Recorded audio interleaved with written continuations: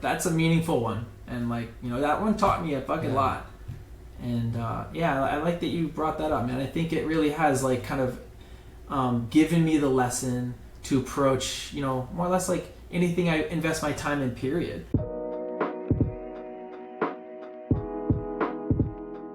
This is a special episode.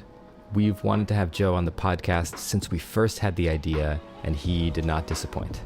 This episode has everything: alternate beta, training advice, surprising histories of routes, hot takes on grades. Plus, we really got a feel for the vibe and community at Rumney when Joe was a young climber, and we all reflected together on what makes New England special. So I'm actually editing this on my last day of my trip. I'm in Rumney right now. I'm about to head out to meet Ian Grant, and it's one of those perfect fall days we all hope for. I just have to say, I loved on this trip seeing familiar and new faces. Shout out to Chris, Dominic, Lee, Hillary, Lisa, Kurt, Michael, Zach, Ian's dad, Gunther, Claire, Nick, Dean, Aaron, Miguel, got John and Adriana, and so many others. It really is special being out here. And, I think Joe's memory was not inaccurate. So please listen to this. Please enjoy. Michael and I had an awesome time talking with Joe, and see you out at the crag.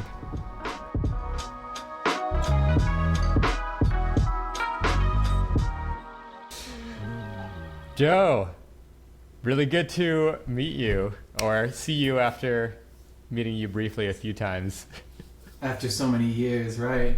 Right. So is it audio okay on your end? You can hear me okay? There's no weird echoes or... It's okay. Yeah, sounds great. Yeah. Okay. Good. Yeah. Well, good to see you again. Thanks for doing this podcast. Absolutely. Absolutely. What took you so long, man? Like, what took you so long? Yeah, Rajiv's the booker here. I don't know. Like, did it take a long time for him to ask? I texted you I think when we had the idea. I think stuff just got crossed. I mean, you probably get a ton of texts, but you were like the first person we like thought about, because I was like, oh, I think I have Joe's number.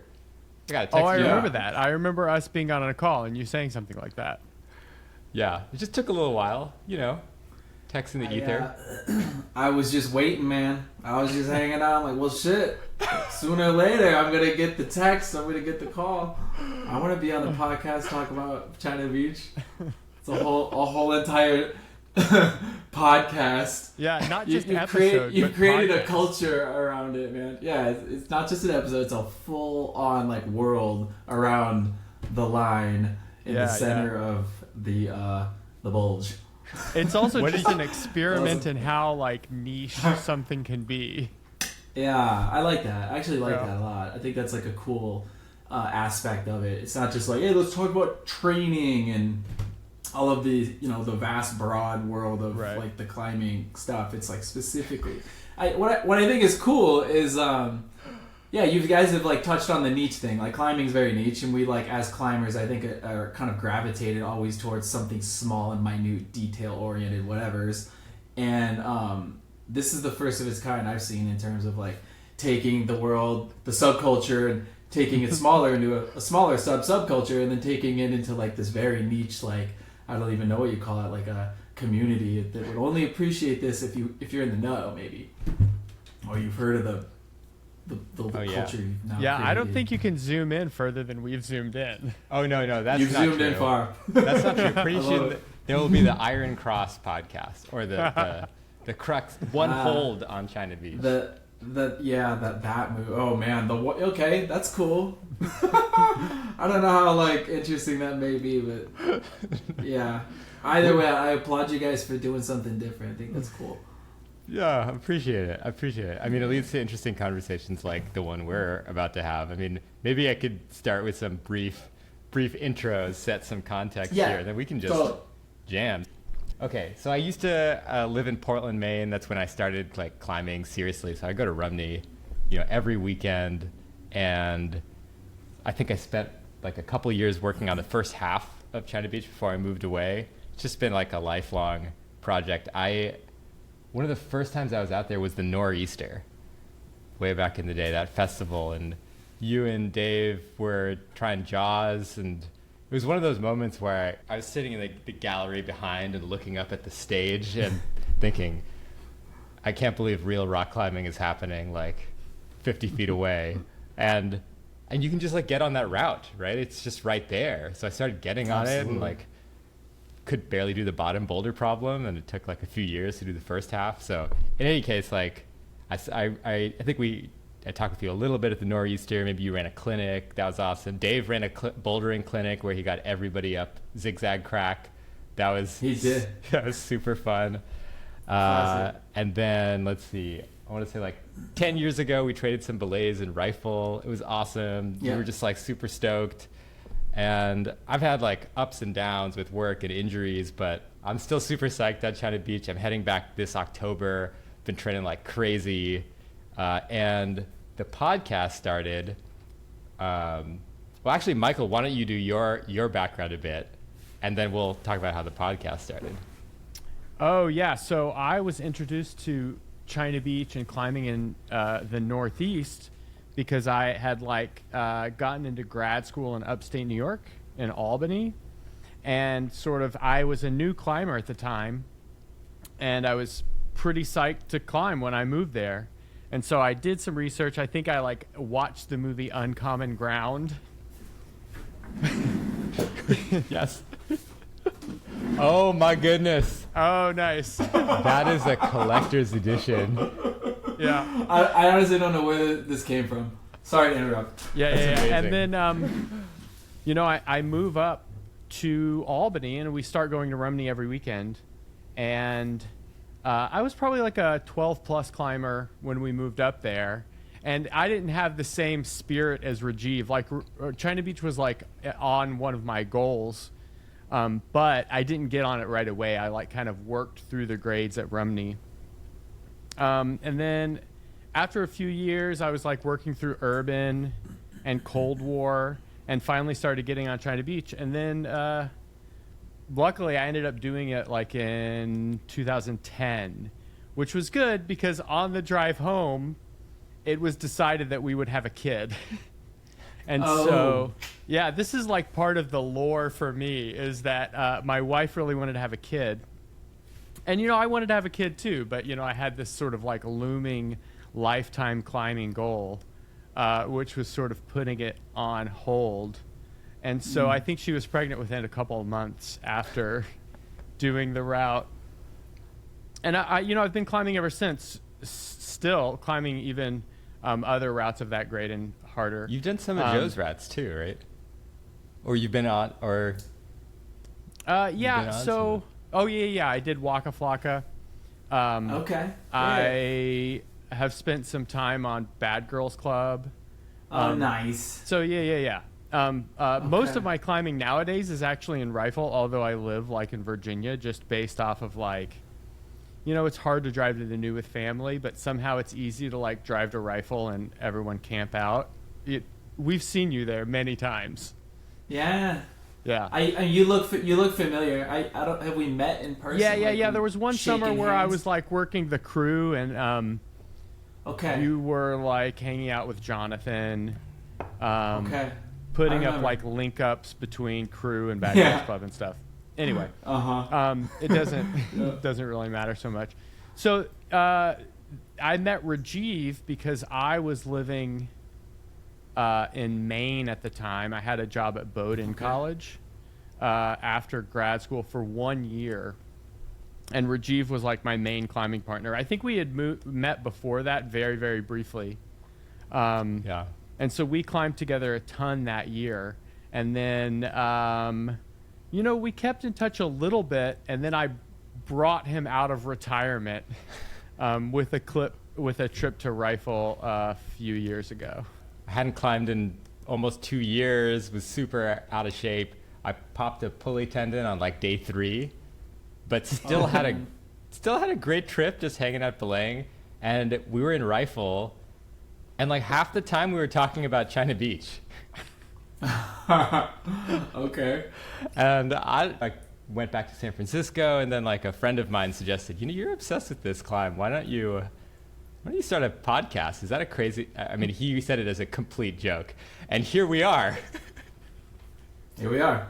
So I think that's cool. I like that climbing has that kind of aspect to it, that where we can bond over the most obscure whatever thing, and just like have more than a relationship about something that we would never really come together about. It's like we could be from completely different worlds, but come together due to like that odd route that we shared some great experience on. And that's cool, man. Both you guys have great stories. What's all that math stuff you got going on behind you there? What is all that shit? I'm a math professor, and I have a fairly large math YouTube channel. Like you do? Like 270,000 subscribers. What? Yeah, it's pretty big. Wow. So what is that stuff back there? Oh, I just recorded a video today, and this was from a video. Cool. Wow. Okay. I'm so far from like. Yeah, you could search Michael Penn math. It's like a huge thing. Like, in fact, on the China Beach Nina video, there's the clips of Rajiv and I's podcast. And there is a comment like of someone who's watched my math videos, like saying, "Oh, I knew Michael Penn was a climber." Awesome. Yeah. Right on. And Rajiv, what do you do, man? I do startups. What's your profession? Yeah, I do startups. You do startups. Yeah, so I've been in. I've started companies, and kind of been doing stuff in tech since I moved from Maine to the Bay Area, like variety of different things. I had started a company that really started rocket shipping when the pandemic hit, and so work was going well. So it was really intense. I just like kind of went into a work hole and stopped climbing, which I really regret. Wow. But yeah, it's definitely been a roller coaster over the years. And are you healthy now? Lots of the little things hurt, but nothing is stopping me from climbing. I'm the fittest I've ever been, and I have all of October. Actually, 4 weeks, October leaking into November in Rumney. Cool. So and what do you do? Airbnb, post up there? Just kind of keep it. Got the hookup. Nina had a friend who had a cabin. Okay. So I got a cabin. I mean, it's such good living up there to like rent or to even buy something up there would be so dreamy, especially at that time of year. I mean, that's the best time of the year, no question. Yeah, for With sure. The leaves, the pumpkin flavored everything. You get the maple flavored everything. The colors. I miss it, man. I miss it. Yeah, there's nothing that beats back? like a fall in New England. There's nothing like it, man. Yeah. There's really nothing like it. No, I haven't been back in years. And I don't have any family that lives there anymore, so it's like I don't have much of a reason to return.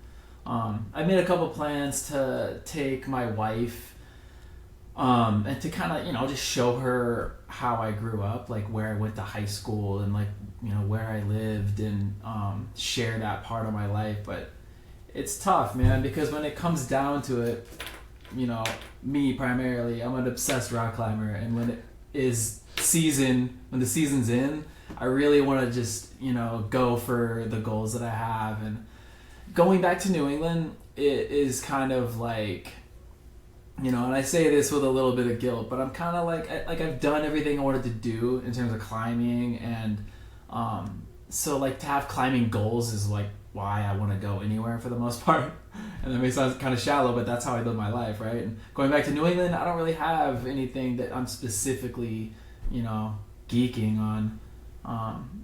But man, I do want to like show, my closest friend, my wife, that aspect of my life.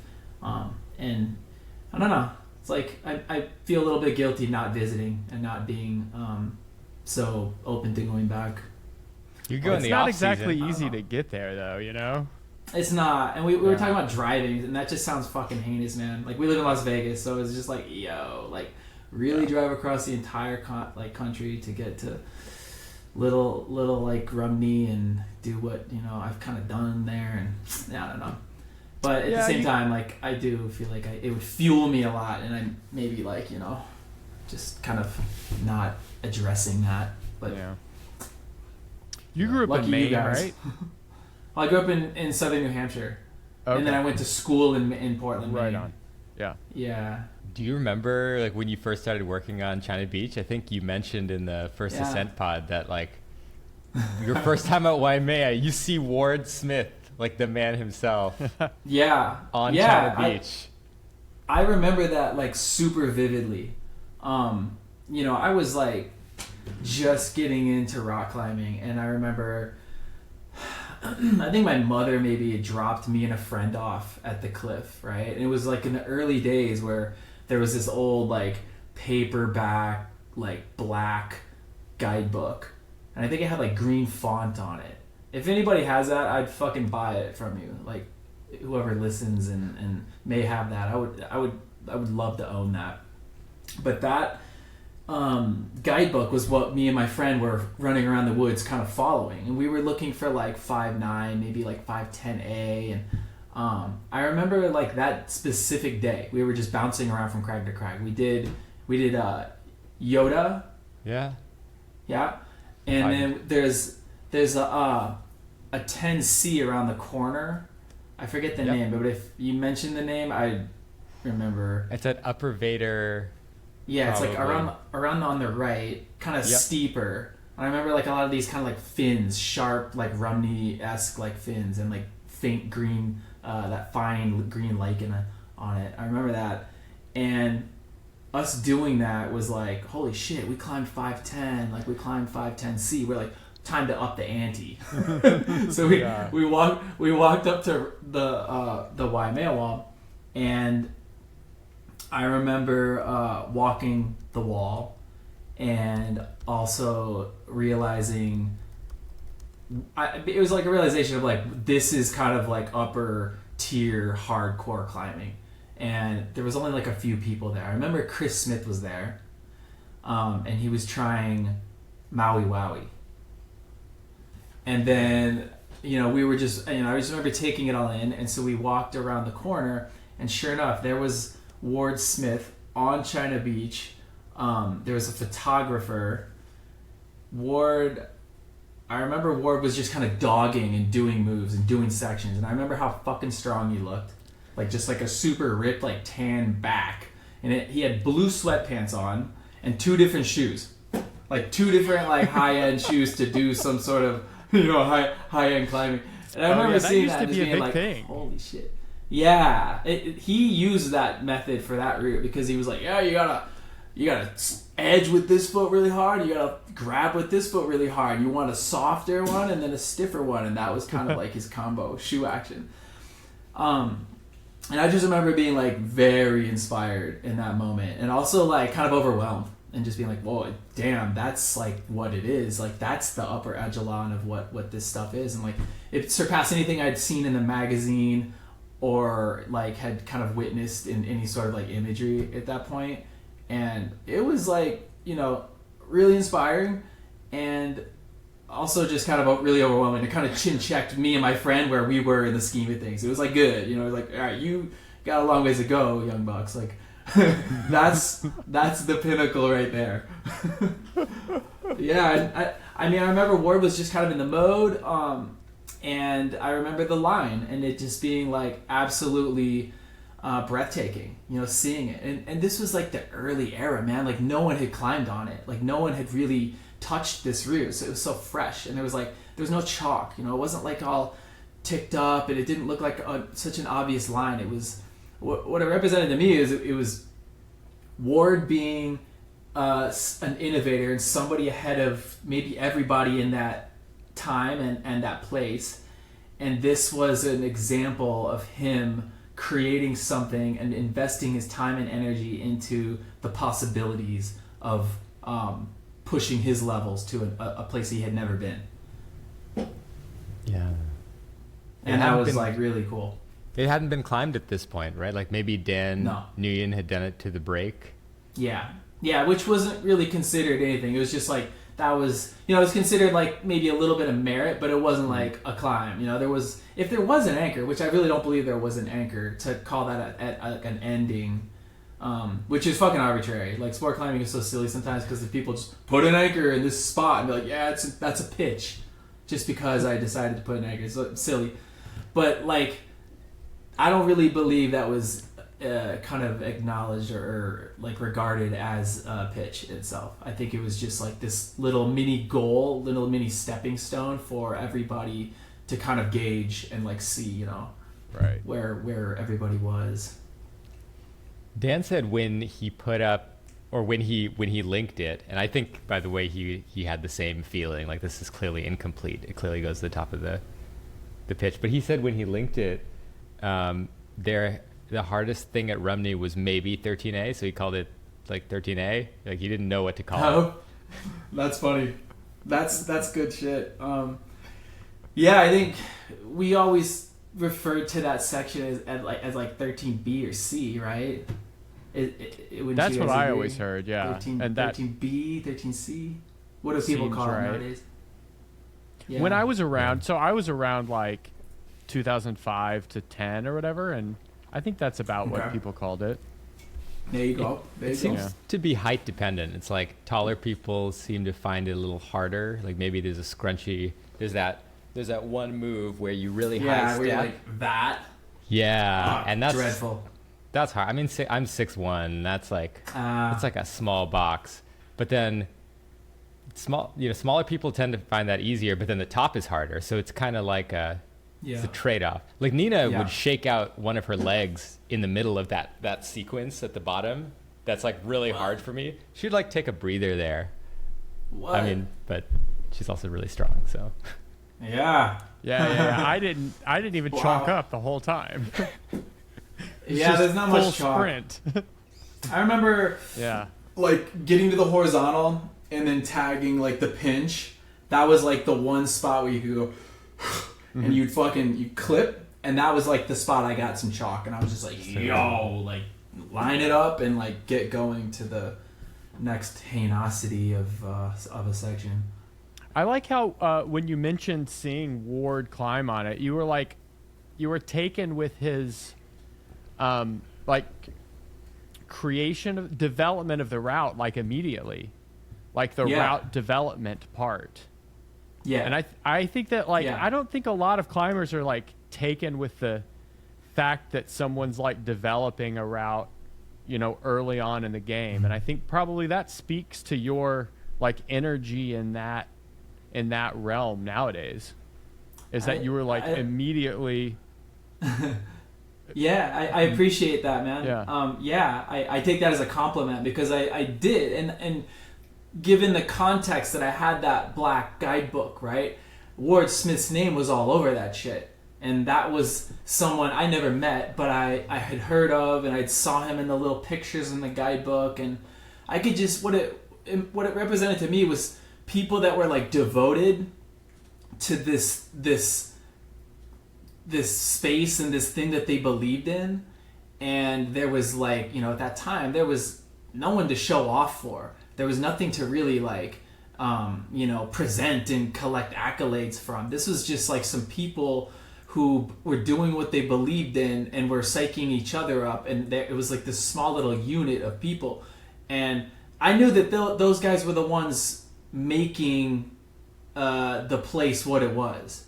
Because, it was the context. It was the guidebook. I had that information. And so, like, seeing Ward in action on something that, like, I knew was his. Like, I for whatever reason, I knew it was his. Mm-hmm. I found that. I was enamored, man. I was just like, that's his, that's his baby right now. And it was weird because, like, after that point, I saw Ward on that route. I didn't really see him on China Beach much after that, and it was odd. Like I don't know if it was like kind of the ending phase of his kind of like connection with the climb, or he had already put in so much time and effort, but I would, and I wasn't there all the time. I wasn't, I was like a young kid in school. So like anytime I went, I wasn't like, oh, is he trying the route or not? I wasn't taking, keeping tabs. But like that was really the only time I ever kind of saw him. And then I remember maybe like one other time, and no offense to Ward, but he wasn't looking so like, he wasn't really banging on it at that time. He was just kind of, he was slumping a lot. He was having a harder time. Yeah. And then shortly after that period was when he so friggin' graciously like opened it up. Mm-hmm. But like Ward and Mark Sprague and like, dude, the whole Team Tough guys, they provided so much for us as like young, eager rock climbers. And I don't want to get out of too much of like a chronological order or however you guys want to wrap up. Go into shit, it. But yeah. So, but like those guys like literally gave us new routes. They would create new climbs, bolt new routes, and sometimes not even really fuck with them themselves. They would just hand them over to us. And like the selflessness in that, and how like gracious they were to like, provide all of that to us. It's like crazy, man. Like when I think about that, being the age I am now, back to like, maybe I'm the age that they were when they were providing for us kids. Like when I do that now for other people, like I think about them. They influenced that a lot, and they were so like, giving. And I think there was one time where I bummed Mark Sprague out, and that was when I climbed like this direct start that it was long direct start to Maui Wowie, and I called it Tuna Fish is Ludicrous, and I don't know why. It was like another Cool Keith reference or some shit, but like Mark was bummed on me that I sent that route, and I did it without asking, and I did it because of like others encouraging me and just like go fucking do it, and he was upset, man. And I regret that, and I learned a lot from that moment. And I remember like sincerely like apologizing to Mark and being like, I didn't know, like in my mind he didn't really care or something. Like I just kind of assumed that it was okay because I don't know, I never saw him climbing on it or whatever, but like he was upset. That's the point. And I like took his project and he was fucking pissed. And so and like that changed, that was like a big learning experience for me. And it kind of showed me that it's a case-to-case scenario. It's like those guys were always providing for us, but it wasn't like, yo, we're just here to fucking like feed you routes because you're there. Nah, man, like these guys were, once in a while it was a special situation where they would like say, okay, this is open now, it's for you guys. And sometimes it was like, yo, this is like we're gonna see this one through. But like, dude, they were always so freaking giving to us. And we're really lucky to have them, man. Kind of in an era where that wasn't super common. Like in other parts of the country, that wasn't happening. I remember I was climbing in the red like around 2004, and there were like red tagged routes that had been red tagged and untouched for years and years and years. And like Dave Hume was around, he could have done them. Yeah. And so anyway, I guess what I'm saying is that they were like definitely hearing your stories. They were forward thinking and very definitely forward thinking. Yeah. I mean, we gotta acknowledge that Rumney exists because of those guys. Literally. Mm-hmm. Not because of Dave and Gomez and little old me. Nah. It was because of them. Wow. That's such an important point. Okay, I gotta push on something a little bit. Okay, let's go. I've heard rumors about when we're talking about that dynamic of gifting routes, the courtesy to understand when a route is implicitly or explicitly red tagged. I've heard stories about Cold War, like the name. The name Cold War. What's up there? What's up with that? Okay, so do you want the story? Yeah. I'll be brief. So,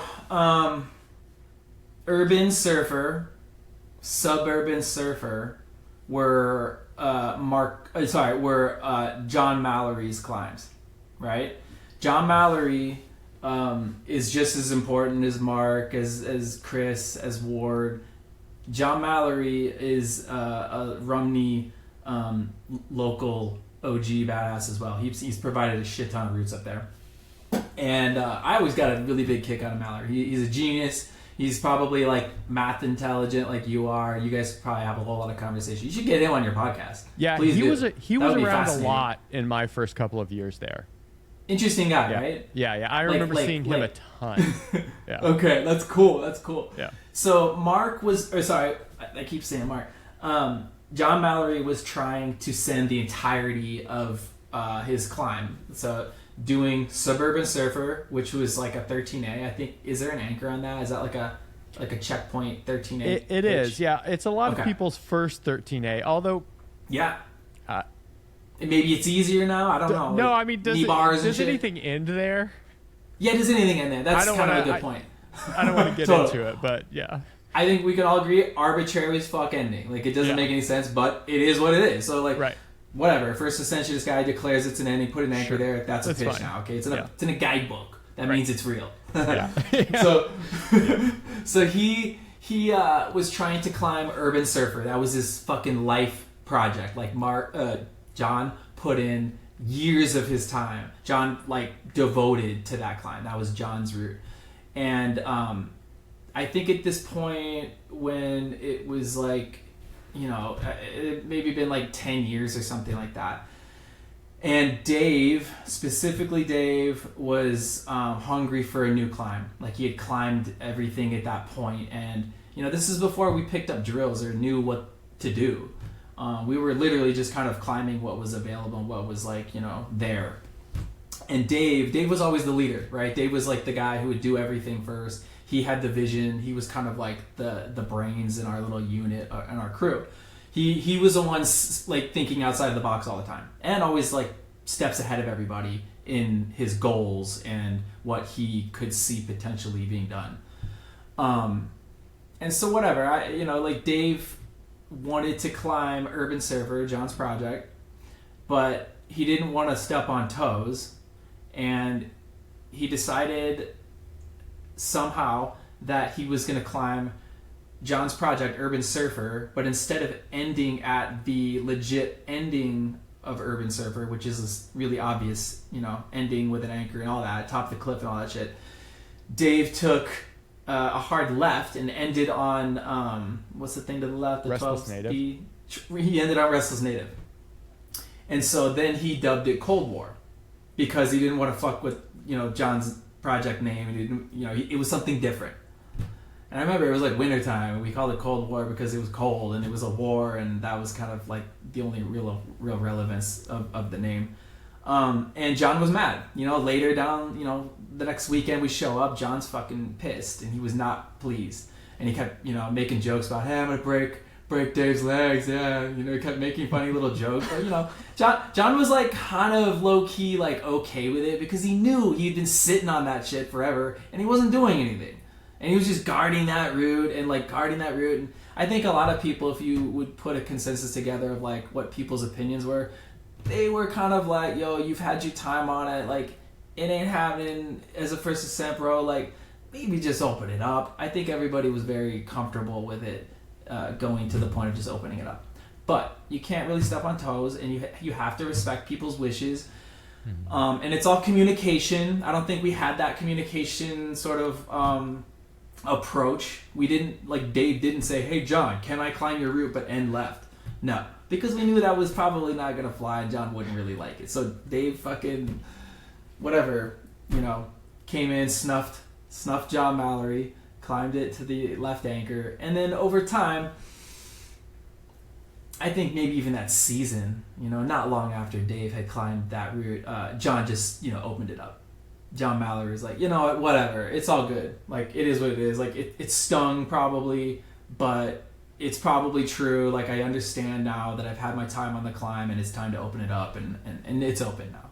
And I remember like right away we were like, yay, and we started, we climbed it, and everybody started climbing it, and not to like, take anything away from John, but like we just, it's kind of like this, dangling the carrot in front of all of us for so many years, and once it was open, we were like, well, fuck, man, this is like one of the best routes. You've been just holding it out on us all for so long. And then we, Cold War never really stayed a thing. That was just kind of like a scapegoat. That was just like a way to get away with doing something wrong. And we then climbed the Barracuda corner into Urban Surfer, and that became Cold War. It just basically name swap is all it was in the end of the day. Oh, wait. Can you say what it was before? It was... So Urban Surfer is, your normal straight up. When Dave climbed it with kind of, the slight, unethical approach, he went left at the very ending and just called the entirety of that route Urban Surfer with like the left exit ending, different anchor. He called that Cold War. Cold War was like obsolete, like kind of in general, like that pathway of a climb. It was just silly. It was just like a way to get up the wall. It's like a different 5-10 portion. Right, it's like a different 5-10 portion. Okay. Yeah, right, it's silly. It's not really a different route at all. No, it's just like technically it's not the same route. Correct. But like logically, it's just silly and irrelevant. It's obsolete. No one should ever consider that a climb. It's not. Climb if you want. It doesn't do anything for you, probably. Anyway, Cold War became the Barracuda corner with the Urban Surfer finish. That's the facts. That's the story. That's cool. You guys didn't know that. I didn't know that. Yeah, I'd never heard that. That's the story. And Michael, you've climbed Cold War. Yeah. And when I was climbing there, like there was Cold War, there was suburban, there was urban, there was this thing that they were doing called super urban. Yeah, where you come in from way out, right? No, all Dodge you the lemons do and all that. is super urban. What John Mallory was calling this was just the boulder problem at the very beginning of Barracuda before the corner, and then cut into urban. Oh, that's silly. Yeah, that's some locals only bullshit, man. Yeah, no, it is locals for sure. only. No, that's like I've done urban, but I can't do Cold War, so I'm going to do this other thing. That doesn't deserve a name. It's just something to do with your friends, and just lose skin on. Right. What the game there is very minimal. Put it that way. Yeah. Boredom. As you're telling this, Joe, I'm like imagining. I'm trying to imagine what that scene at Waimea is like. You got you and Dave and Luke, and then this like Team Tough. There probably weren't that many other people around, right? Because now there's always like a crowd. Yeah. But it was not like that. Would you talk with each other? Like. Yeah. Oh yeah. I mean, like to me, I was enamored with the relationships that I created at Rumney. Like those people were our mentors. They were uncle. They were aunt. Paula and Ward, and they were like they would look at me in a different way than anybody else would. They kind of took us in. They took care of us. They would talk to us differently. And they were a different generation, a different life, had different ways of living. They had jobs. We were in fucking school like dumb kids, and all we wanted to do was go climbing. But they would kind of educate us, right?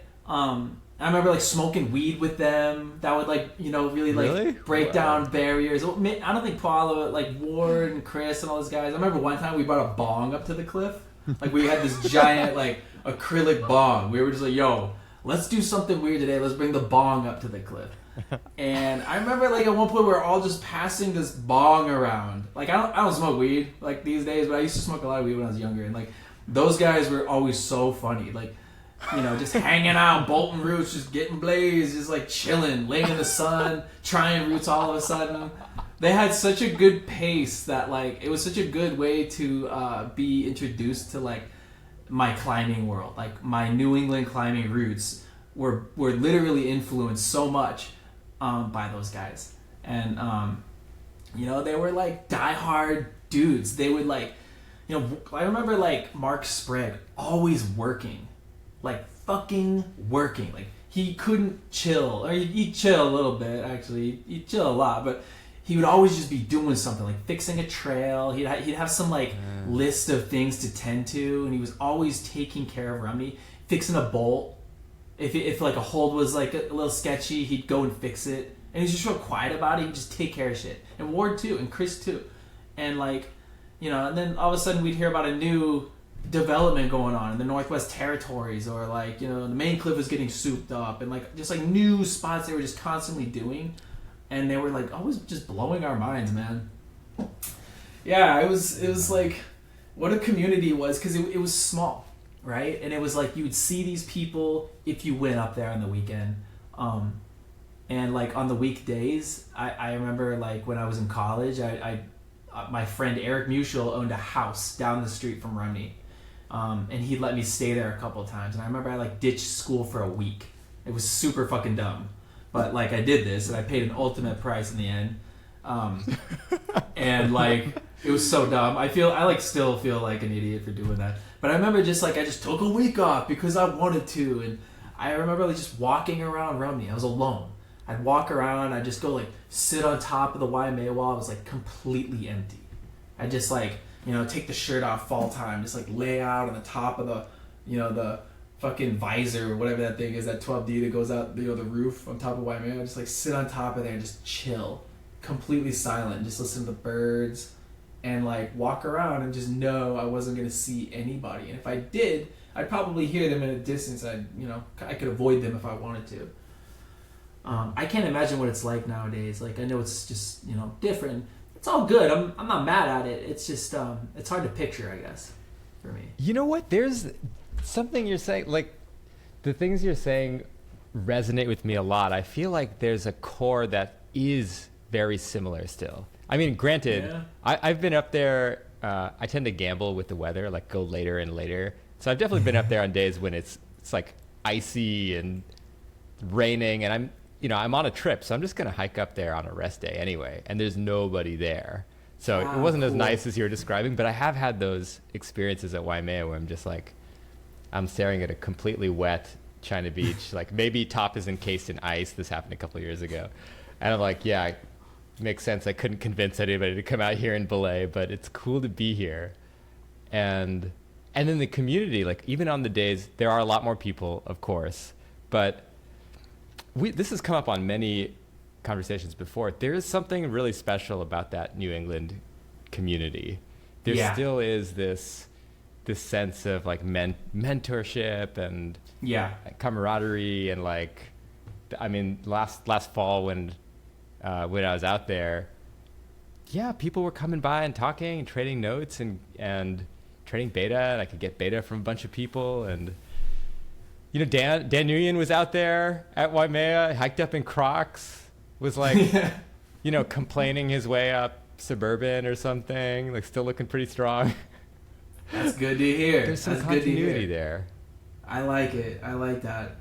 Yeah, you made me realize how special it is to like find that like moment of solace sometimes, like in climbing. Maybe it's not just at a climbing area, but like there's so much more than just like going up hard climbs and trying all that shit. Sometimes like when there's just that moment in between moments, and you're just sitting below a cliff that has energy.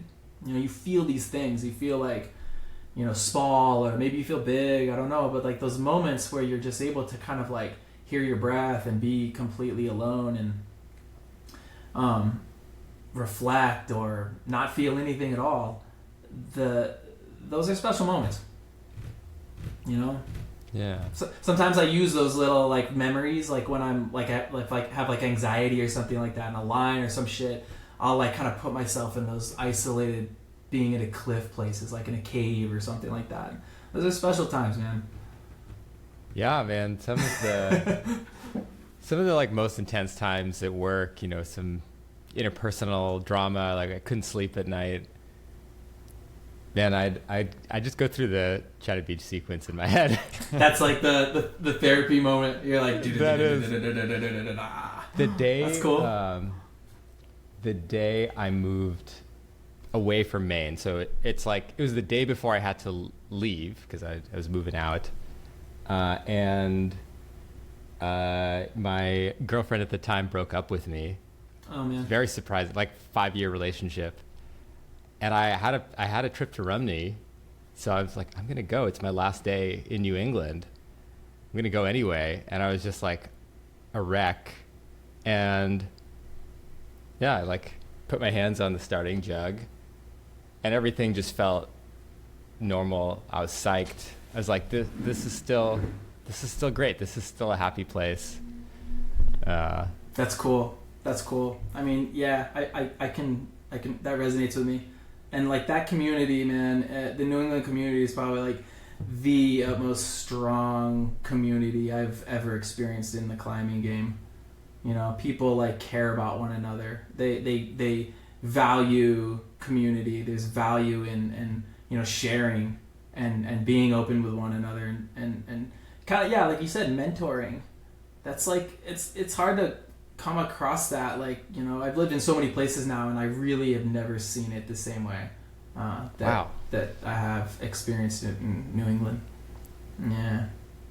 Yeah, it's strange because I think most people, that was my experience, like being in New England as well versus like other places that I've lived, which is strange because I think most people would think that it would be the opposite. Like New Englanders are thought to be kind of cold and standoffish, but that's like, at least in the climbing community, is the opposite of what I experienced. I agree. And I think I'm just going to like guess that it has something to do with being in like a like-minded kind of place. Like we're all there for a reason. We're all passionate enough to like make these drives and these efforts to be in that position, and we're excited to be there. You know, it's not just like, oh, I'm gonna like tap into the cliff after work type thing. It's like we earned it, you know. New England people work for what they have, and I feel like there's a good level of value in working for what you get. You know, it's like that's like a really good sort of characteristic of my experience with the New England cultures. We work hard to get what we want, and that shit travels far. You know, I'm sure you guys are, you know, working the careers you have because you've worked really hard to get there, and I'm sure you've learned a lot of that from New England culture. I mean, I hope. I don't know. Yeah, maybe that's a question. Yeah. For sure, a lot of that from climbing as well. Like that was one of the first thing I really threw myself into, and also didn't succeed sometimes. Yeah, it's like, and you really do work a bit harder for the climbing in New England. I mean, I'm thinking about, you know, out west or places where the weather is really consistent and the climbing's really close. You know, coming from Maine, like it's raining, still gonna go climbing. It's like cold, still gonna go climbing. I've done techno surfing in 13 degrees. Like I have climbed the bottom. I've climbed the bottom of China Beach, like worked the moves when it was damp and the top half was completely encased in ice. Because like, I'm there, you know, I gotta, and that. Yeah, it does something to you. It flips the default to like, I'm going to climb versus not. And maybe people, when you get to the cliff, when you actually make it out to the cliff, people are just maybe a little bit more grateful. Yeah, I think so too. You got to work for it, you know. It's not as easily accessed as it is out west. You know, it's like I've gotten so much softer now.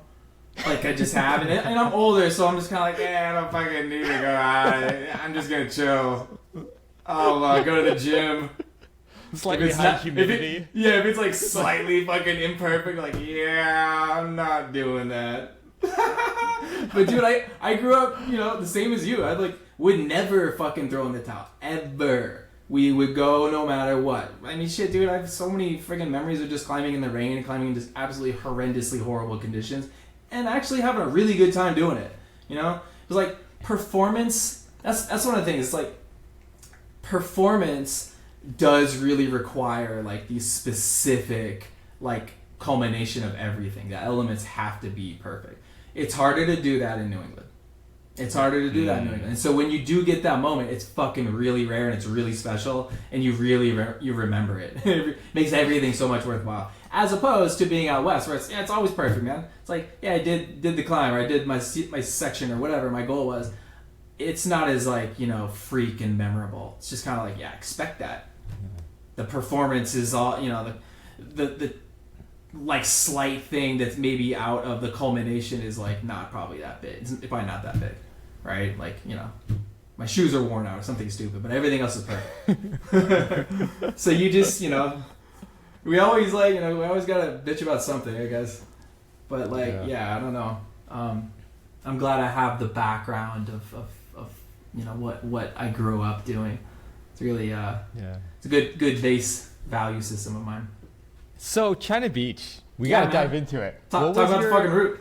Let's talk about the route. What was your experience working it? Like, what did you kind of done before you started working it? Did you work it like as soon as Ward said, "Hey, you're onto this"? No, I didn't. I mean, I was intimidated by the climb. I remember witnessing other people trying it. I remember Gomez trying it. I remember Dave did it. When Ward opened it up, Dave probably did it in less than 4 days, I'm gonna guess. Yeah, I mean, Dave's a phenom, man. Like, straight up, he's cream of the crop. What did that look like? Well, I didn't see it. I wasn't there. He took the day of school off and went and did it with Eric Muschel, and I didn't see it. He just did it, and I remember it was just kind of like, well, fuck, that was expected, but okay, Dave. Andrew Palmer asks if it's true that Dave sent on a day when somebody called in a bomb threat at his high school. Yeah, maybe that's what it was. He it was a weekday. It was a weekday, and he all of a sudden just wasn't in school. And I remember he did it on a weekday because we were in school. And Gomez was always kind of floaty. Maybe he was hardcore that week. Maybe he wasn't hardcore that week. Gomez would kind of his motivation was always kind of in flux. He was always fleeting. Gomez would be insanely strong at the cliff maybe Saturday, and then Sunday Gomez was just I'm just gonna chill. He'd just be laying around all over the rocks like a cat, just in the sun, cuddled up, and just be quiet the whole time, wouldn't say a fucking word. But I mean, our dynamic was really interesting because the three of us were fairly inseparable for years, and I was just, we were all very stoked on rock climbing. We loved rock climbing. We wanted to get better. We wanted to fucking progress. And we had these high-end routes in our backyard, sort of. From Portland, Maine, it's fucking 2.5 hours. So we were just making these, weekend efforts. And we camp, and it was so fun, man. But we had these hard routes thanks to, our mentors. And so we were looking at magazines and then saying okay, we have this sort of version at home too. Chris Sharma did whatever Necessary Evil, but we got fucking China Beach, or we got The Fly, because it was always The Fly, right? It was dubbed The Fly as a project, or Livin Astro came along later, and then there was Jaws. So Jaws in its previous state, the original state, was way easier than it is now. It's broken 3 times, I think. And so when Dave first did it, it was an entirely different difficulty and intensity than it is now. And then Gomez did it, and during that period of time, we were very devoted to our projects, right? And I decided, I was always the underdog, right? I was working 513B, and Dave and Gomez were working 14 A's and B's and C's and shit. Dave was always way ahead of everybody, but I was the one who was, behind, and I wasn't that strong as those guys. And what it was to me is it was inspiring, and it was great, eye-opening kind of involvement with being around people that were so much more advanced than I was. So it allowed me to learn from them and to strive constantly to maybe meet that level somehow. And there's never a competition ever. I'm really happy that we never had any sort of who's better bullshit, because it was just not ever a conversation. We never felt that. We were always very encouraging.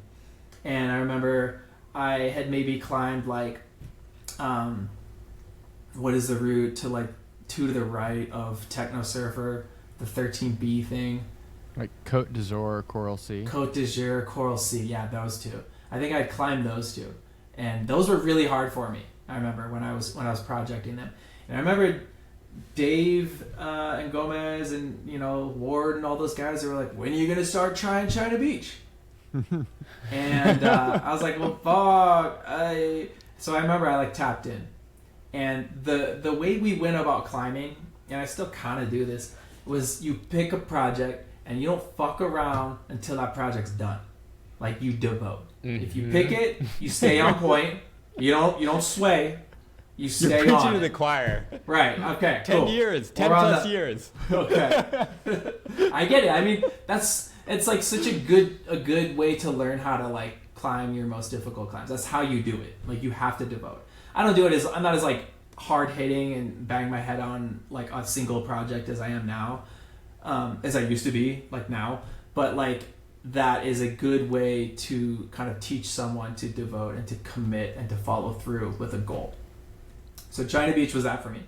And I remember being very stressed on the route. I remember never feeling strong. I remember feeling scared a lot. I remember leaving the ground and always having this sort of reluctance and insecurity and kind of maybe feeling of I don't know, I didn't really feel like I was ready for it. And I wasn't. Huh. I think technically I was not ready for a route that difficult and that level. But I figured I would try it, and I still had encouragement. I would make these tiny little gains. But it was also kind of before I knew how to approach the process of climbing a super high-end route for your level. I have different tools now, and I know kind of what to expect because I've done this shit so much. But at that point, I would just kind of have no plan. I'd leave the ground and just fucking spaz up anything, just battle. Warming up wasn't really the same thing as it is now. We would just fucking go ballistic until we blow out, and then whether something cool happened or not, it was just damn, that was crazy, and then I'd be kind of just wanting to come down, but I'd be all right, pull back up and kind of try some more because of maybe peer pressure or David Gomez be keep going, man, you're not done, keep going, you got to get to that next bolt before you're coming down. Okay. And just remember being really overwhelmed a lot with that route. And so I don't know how many years I tried it or how many seasons, but it stayed kind of there. It was overwhelming for me, that one. It was never let me just cue this one up and take it down, I'm gonna get it done. No, it was not. I had to build. And so over the years, I built on the climb, and I learned how to piece it together. I learned that it's a very separated climb. You have the bottom portion, you have the top portion. They're very different animals, and you treat them very differently. Both have different sort of energy systems you're using. They both have different approach to the way you're either gonna pull on the wall to do them, or you're gonna climb from the ground to do them. They have they're kind of polar opposites essentially. And texture and color, and they're just it's a very separated route, top and bottom. And I remember the bottom just stressed me the fuck out. I hated the bottom. It was never it was never really flowy feeling. And the top was really hard for me too. I could always get the little tooth move and come in. I was fine with that. Mm-hmm. But I would be really stuck in that position until kind of generate the little bit of leftward move to juke and grab the little intermediate to then kind of weight the foot a tad to then get to the safe big edge. And I would just claw the fuck out of that big edge. And just, in that position, I remember just feeling okay, I got a position now. Yeah. Breathe. You get this little moment of breath, and then it's still really, really difficult to match the feet super low, get the right foot high, push the knee, and pull that little, or your right hand, and then get up on that foot. I remember that move just be fuck, ah! And falling there, I hated. I fucking hated falling there. I don't know why. I was scary. To me, when I was a young climber, that was a big fall, being down. It is a big. To the, it down is a pretty big fall. It was always scary Especially, to fall. The route's not that long, so you're not that high off the ground. Yeah. So yeah, Totally. Yeah. So I'll just kind of finish my little time with the route. So over, our time, like, I think I was still in school and Dave was out of school and he was traveling full time. I think Gomez was still like maybe living locally, or maybe Gomez was still figuring shit out, but like we took trips, and traveling to different places really kind of showed me, it just exposed me to other styles of climbing, other climbers, the way they approached climbing. And I remember we went to Rifle. We spent the summer in Rifle, and I had this great, like, summer. It's crazy to think about summer. I think summers were cooler back then, but like we all had sent things, and we had like check boxes and had successes at Rifle. And I remember coming home and having just this new kind of exposure and perspective gained from traveling and climbing other routes. I decided, I remember day one, I'm gonna tap back in on China Beach. I'm gonna like just eliminate the fear, and like somehow got a top rope up. Like maybe I like went to the top and like wrapped off and like did it that way. But I like rigged up a top rope on the route. And I don't do this very much because it's top rope can be kind of difficult to like work hard steep climbs. It doesn't really help. But for some reason I needed that to just eliminate the mental aspect and like my fear and my hang-ups with just the discomfort of the sections for my own mental state. I needed that comfort. And I remember I like kind of warmed up on the climb. I think I learned how to warm up at that point.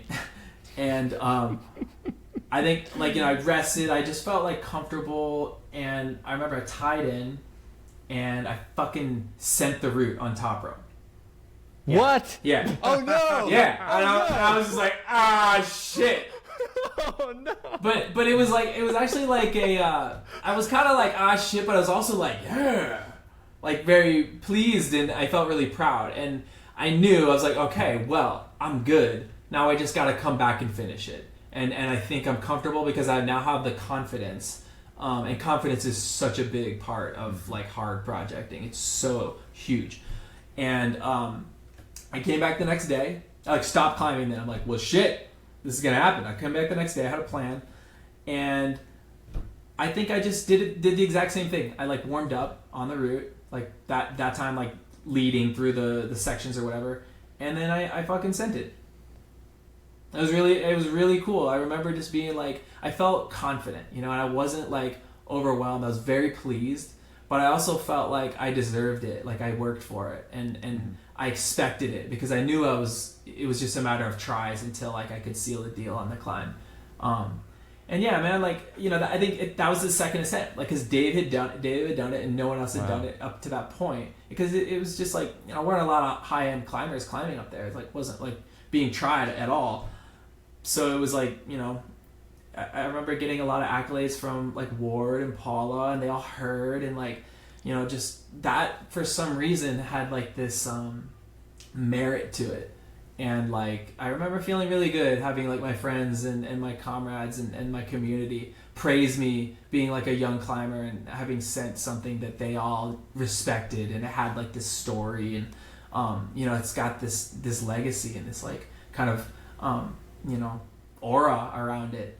And so, yeah, man, that's kind of my story with China Beach. Yeah, it was a really good time, really good experience in my life.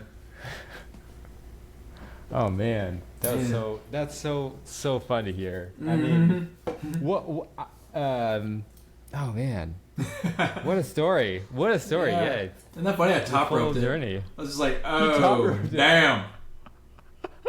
I remember everybody just kind of laughing, but I was like, all right, well, y'all can fucking laugh, but watch, I'm gonna come back and I'm gonna fuck this thing up. Watch. Yeah, you and I did do it. Yeah, I did at that point. Yeah. Oh man, how much? Okay, getting into the nitty gritty. So another question from Andrew Palmer. He's curious how much the beta may have changed and what learning the beta was like for the FA. Maybe a spin on that question is like, as you were working it, how much was your beta changing? Not much at all. Fucking like you had it like it didn't change wired. at all. Yeah, I mean there wasn't like a lot of options. There's not a lot of options. I remember like hand positions in the bottom were maybe the only thing that you could switch. The top was just very standard.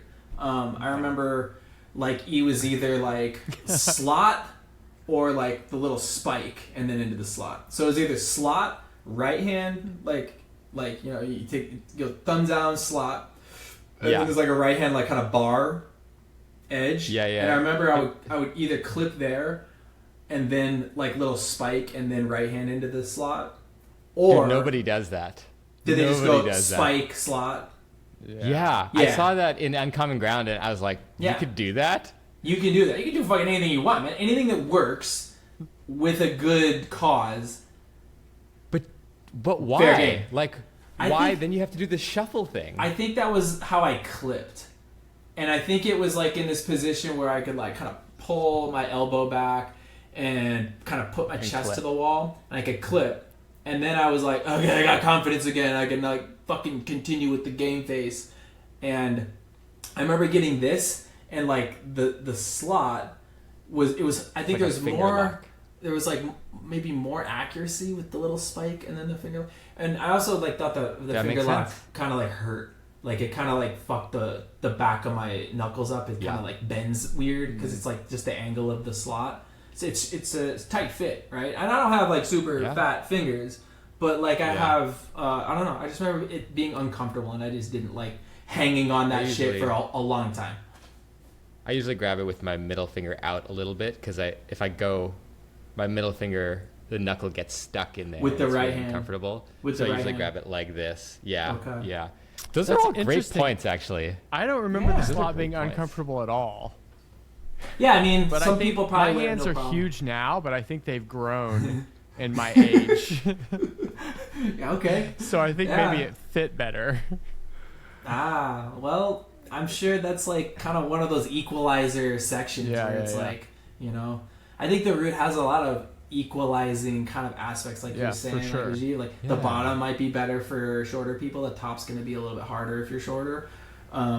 It's definitely in your favor if you're a taller person, the top bit for sure. Mm-hmm. But if you know you're all crunched up on that bottom part with that undercling, like kind of shuffling shit, your ass is out. You're having a lot of like, you know, all this getting worked, and like, you know, it's hard to, you know, manage. Okay, question from Kara Norton. She wants to know what your favorite hold on the route is. Oh man. I really like the pinch in the break. The left hand pinch in the break. I love that really pinch. deep thumb. Yes, with the Yeah, deep got thumb. that. Yeah, I'm a That's a big cool fan. hold. Yeah, it's a That is great cool. hold. It's an awesome hold. And you clip off of it. You're on it for a couple seconds, you know, and it's a pinnacle hold that kind of defines things, and it fits the hand really well. It's a nice shape. Yeah. Yeah, it's comfortable and interesting. Yeah, Wow. I agree. Yeah. I agree.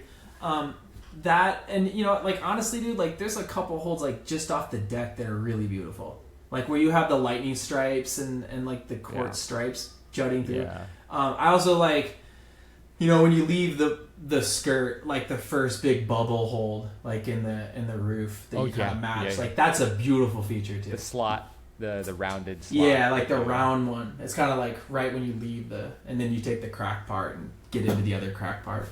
Mm-hmm. Were there any holes that you never made friends with? You never on good terms with? I'd say This is an odd. footholds. Maybe maybe that those- one right next to the spike that you mentioned before. Yeah, that little thing. yeah. I didn't like that very much.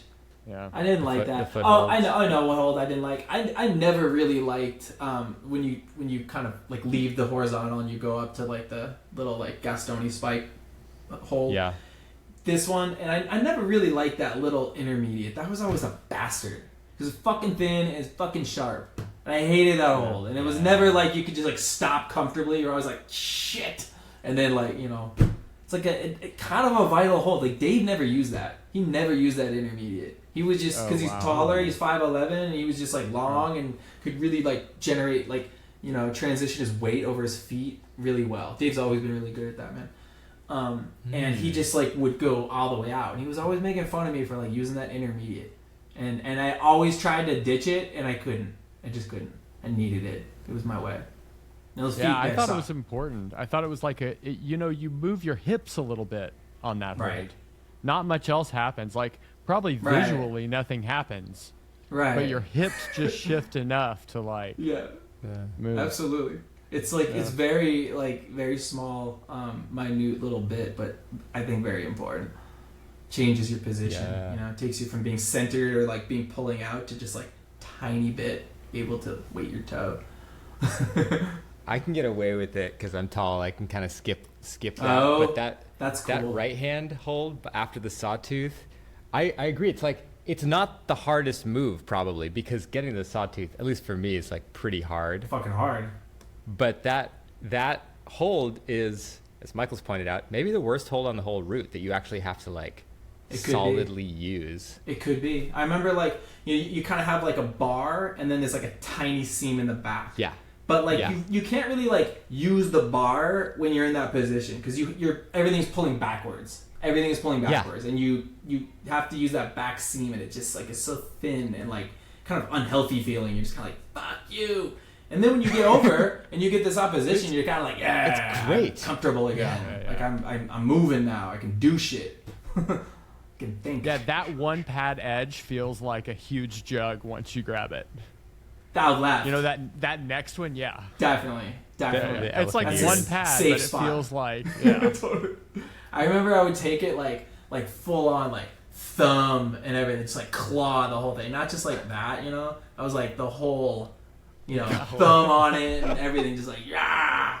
That was my safe spot. It would be fun to watch the video and like kind of, I don't know, analyze my decisions.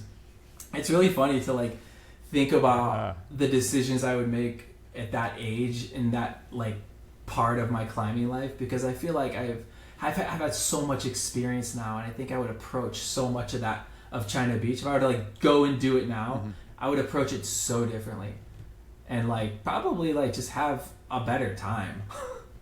I think I was. It was like ahead of me, you know. It was like nah. I don't think I was ready for that thing when I was first starting to try it. Unfortunately, yeah. Have you seen Nina's video? Yeah, I watched Nina's video. It's awesome. You should. I would love to hear your thoughts. You should let me know your thoughts, or text us or something, your thoughts after seeing Uncommon Ground again.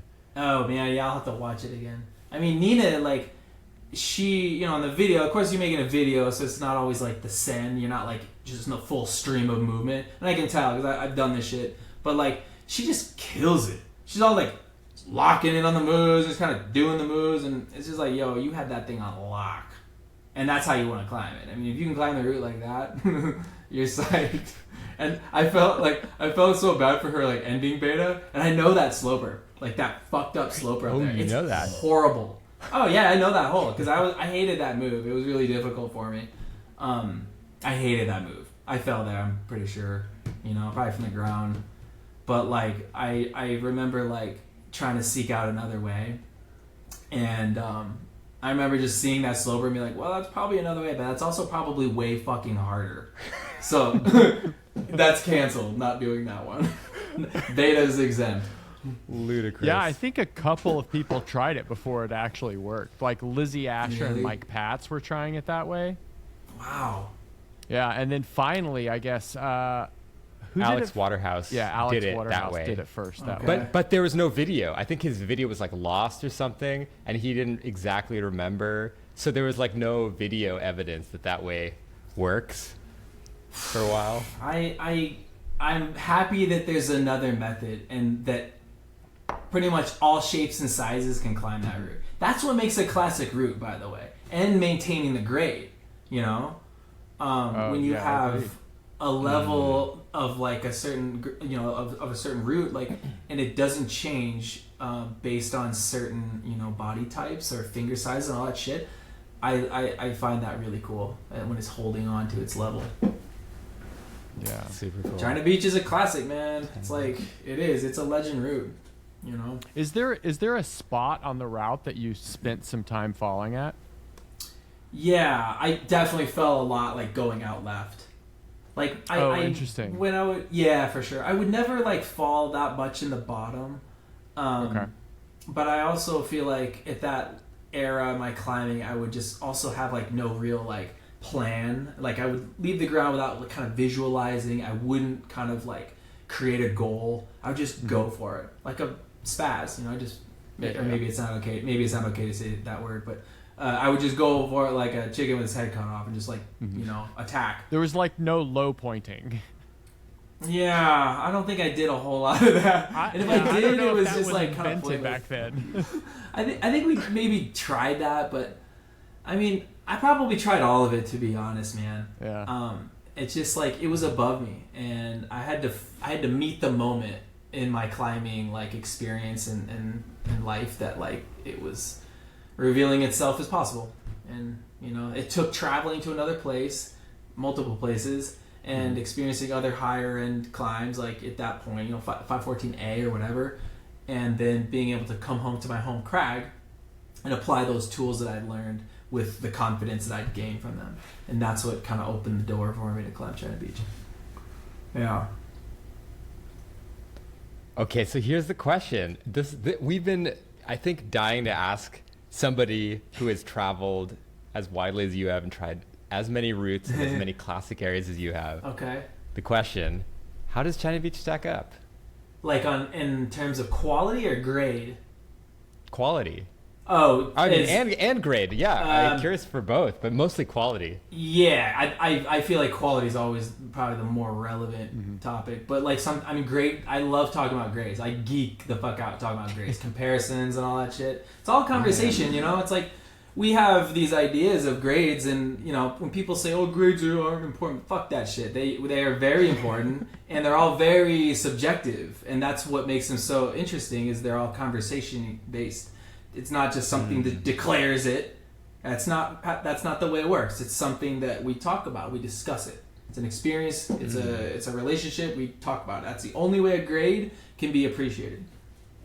Otherwise, it's just like, you know, invisible. It's like a hidden concept. We have to discuss these things. But in terms of quality, fucking top notch, man. As good as it gets. In my opinion, China Beach is as good as it gets. I mean, it's the centerpiece of the wall. The shape of the holds, the color of the rock, it's got a little sparkle, it's bullet, it doesn't break, it doesn't change. I mean, I don't even know if it has any fucking glue on it. A little bit of glue in the undercling, I think. Tiny bit, that's probably the only hold. And I'm sure they did it so well that like people would never really notice unless you were really looking. And, you know, in terms of just having the story, like, that to me can really dictate the quality of a climb, having like a certain story and context to it. And like that, sometimes when a story attached to a climb is so relevant to me, which is again totally subjective, that makes the route a beautiful object. And it could be a fucking turd, but if it has this beautiful story that resonates with me and has, you know, maybe something to do with the climber who bolted it, or whatever the story may be, it's vast, that can give the route a really high value for me personally. And China Beach kind of has all of that. Yeah. Wow. Yeah. I don't know that story part is so true. I don't know that anybody's brought up the story part before. Like, one of the things I think about, one of the things I thought about when I was first on it and first did the bottom moves, first did the top moves, I just think about the videos, man. I feel like I'm in a video. You know, I think of Dave and Dosage. You know, I think about the Brian Kim video. Like, those are the two that I watched so many times. And I just like, there's something that the first time I did some of those the iconic moves, like the first time I stuck that move out of the break and moved out left, in my head, all I was screaming was, oh my God, you're doing it. And then I just like fell because I wasn't prepared to like do those moves. But there's something, I think it's, I used to think it was just the video, but it's more than the video. It's like the story and the people and the history that the route has. It's just like, it was like special to me. That's from cool. The beginning. Yeah, that's very personal stuff, you know, like what draws you to find value in a certain climb. You know, it's very personal. Sometimes you don't even really need to talk about it, but like, I can tell you're enamored with this climb, and there's a number of things that you keep hitting on that like really lure you in, man. And I just want to know, like, are you close? Like, what's your best tries? Like, what's your vibe on it right now, or what's been your grandioso efforts on it, man? So last October, mid last year, I shut down this company that I've been working on. It was emotional. It was 5 years of my life, and I hadn't climbed that much. I get a climbing coach. I hardcore just like full-time. I'm full-time climbing. I'm full-time training.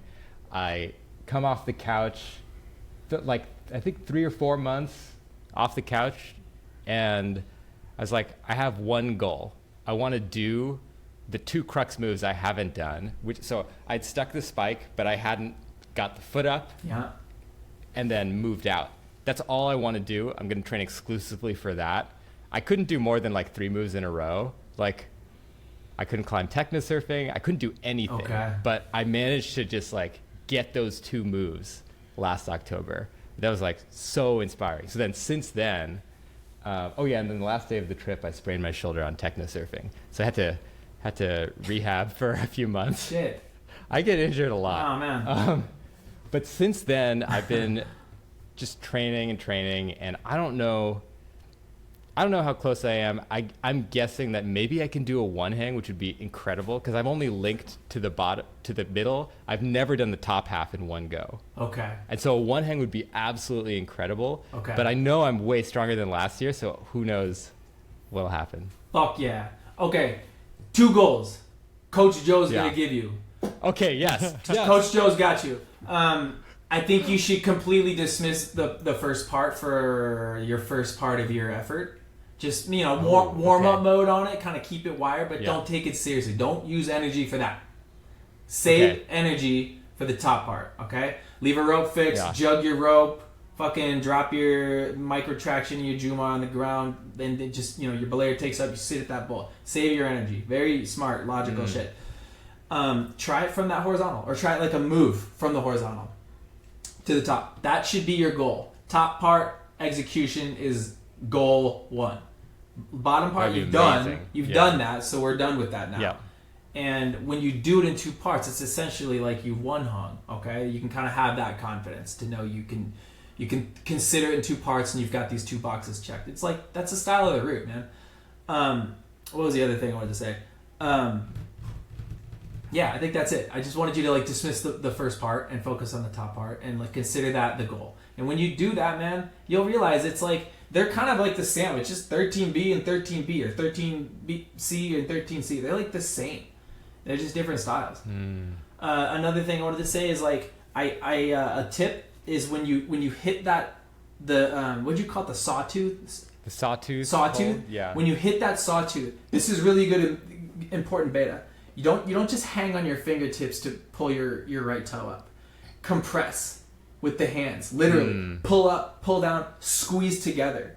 And almost like put your pelvis like towards the wall and stand over that little coin foot. Do you use that little coin foot? A little like arch one? Mm-hmm. Yeah, and that foot's like so cute, huh? It's like this perfect little perfect. quartz arch. It's like a little tiny little like a coin. Really compress with the hands there. That will keep the body like engaged to like pull your foot up. And how tall are you? You're 6'1", you say? 6'1". So you're fucking 4. Okay. So you're coming way out to get that foot up. That's gonna be tough. You're inevitably gonna have to hang on your fingers. But see what that feels like. Maybe that'll help. That like kind of pulling together with the fingers. That's the thing that unlocked it in October. So that was the other thing that was interesting about last October. I unlocked the move through beta. It wasn't through just like trying. I was trying really hard because I could barely do the moves. But I found I could stack my 5th finger on that hold. And when I grabbed it a different way, it was still hard, but I was able to like static that next move. That's cool. Are you more like open hand, or are you more like wrap the thumb type crimp guy? I'm crimping really hard. And that was another thing. Like I've been training crimp specifically for this because crimping. Yeah. I've had so many pulley injuries that I stopped crimping, which is like I don't think a good move. I should have been training crimping. Yeah. But this last year, I've gotten a lot more confident. But were you open handing? I would never really have to like wrap the thumb on that hold, because that hold is like kind of like a 2-part grip where it's like more or less like this, and then there's like a thumb. And I would more or less like, it's maybe like this, just to get the angle right. It's like that. And so I would literally grab it like thumb on the side. And that would allow me to pull out. It created the ability to pull outward. Yeah, as opposed to just hang low, fucking shoulder back, and like getting that foot up. It's like impossible. That's like crazy. You need to, especially you being 6'1", you inevitably have to pull out, because you getting your foot up, you're just going to be dangling below your hand on your fingertips and you're literally in like one of the worst positions, and it could be dangerous if you get injured sometimes, or your words a lot. I don't want you to get hurt by I think I'll be good. anything. I've been training for that move pretty specifically. Okay. Good. So yeah, man, like think about like those challenging sections, and when you're in your training right now, think about them. Like the neuromuscular like ability to kind of, you know, think about something, visualize it, and then while you're climbing, it may not even have to be the exact same style move. When you think about moves and you think about them in relation to your project and how much you want that project and how important it is to you, it does amazing fucking things. And all of a sudden you're going to arrive to the route after all of this time thinking and experimenting and just, I don't know, having this sort of like intentions. You'll notice something. I promise you. I mean, maybe you've done this before, but I don't know. I'm just going to encourage you to. Yeah, I love it. I mean, I've got two kilter board simulators. Oh, nice. Of that crux. They're Cool. both, you know, semi-accurate, but definitely have been helpful for approximating it. That stuff goes a long way, man. Like, I think, you know, another suggestion would be to...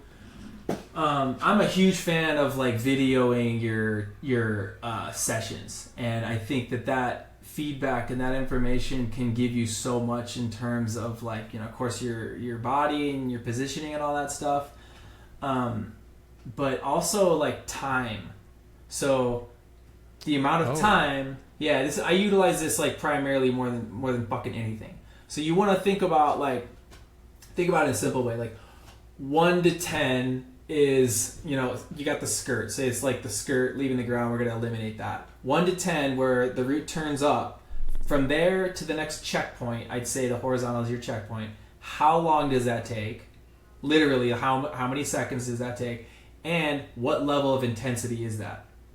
And then you think about the top part, same way. From that checkpoint to the next checkpoint, which is probably the top of the climb, or maybe it's that clip. I'd say that clip's fairly a checkpoint because you do stop and you can think for a second and then continue to do the next bit. I'd say that's like sort of a checkpoint, but you decide what that is for you.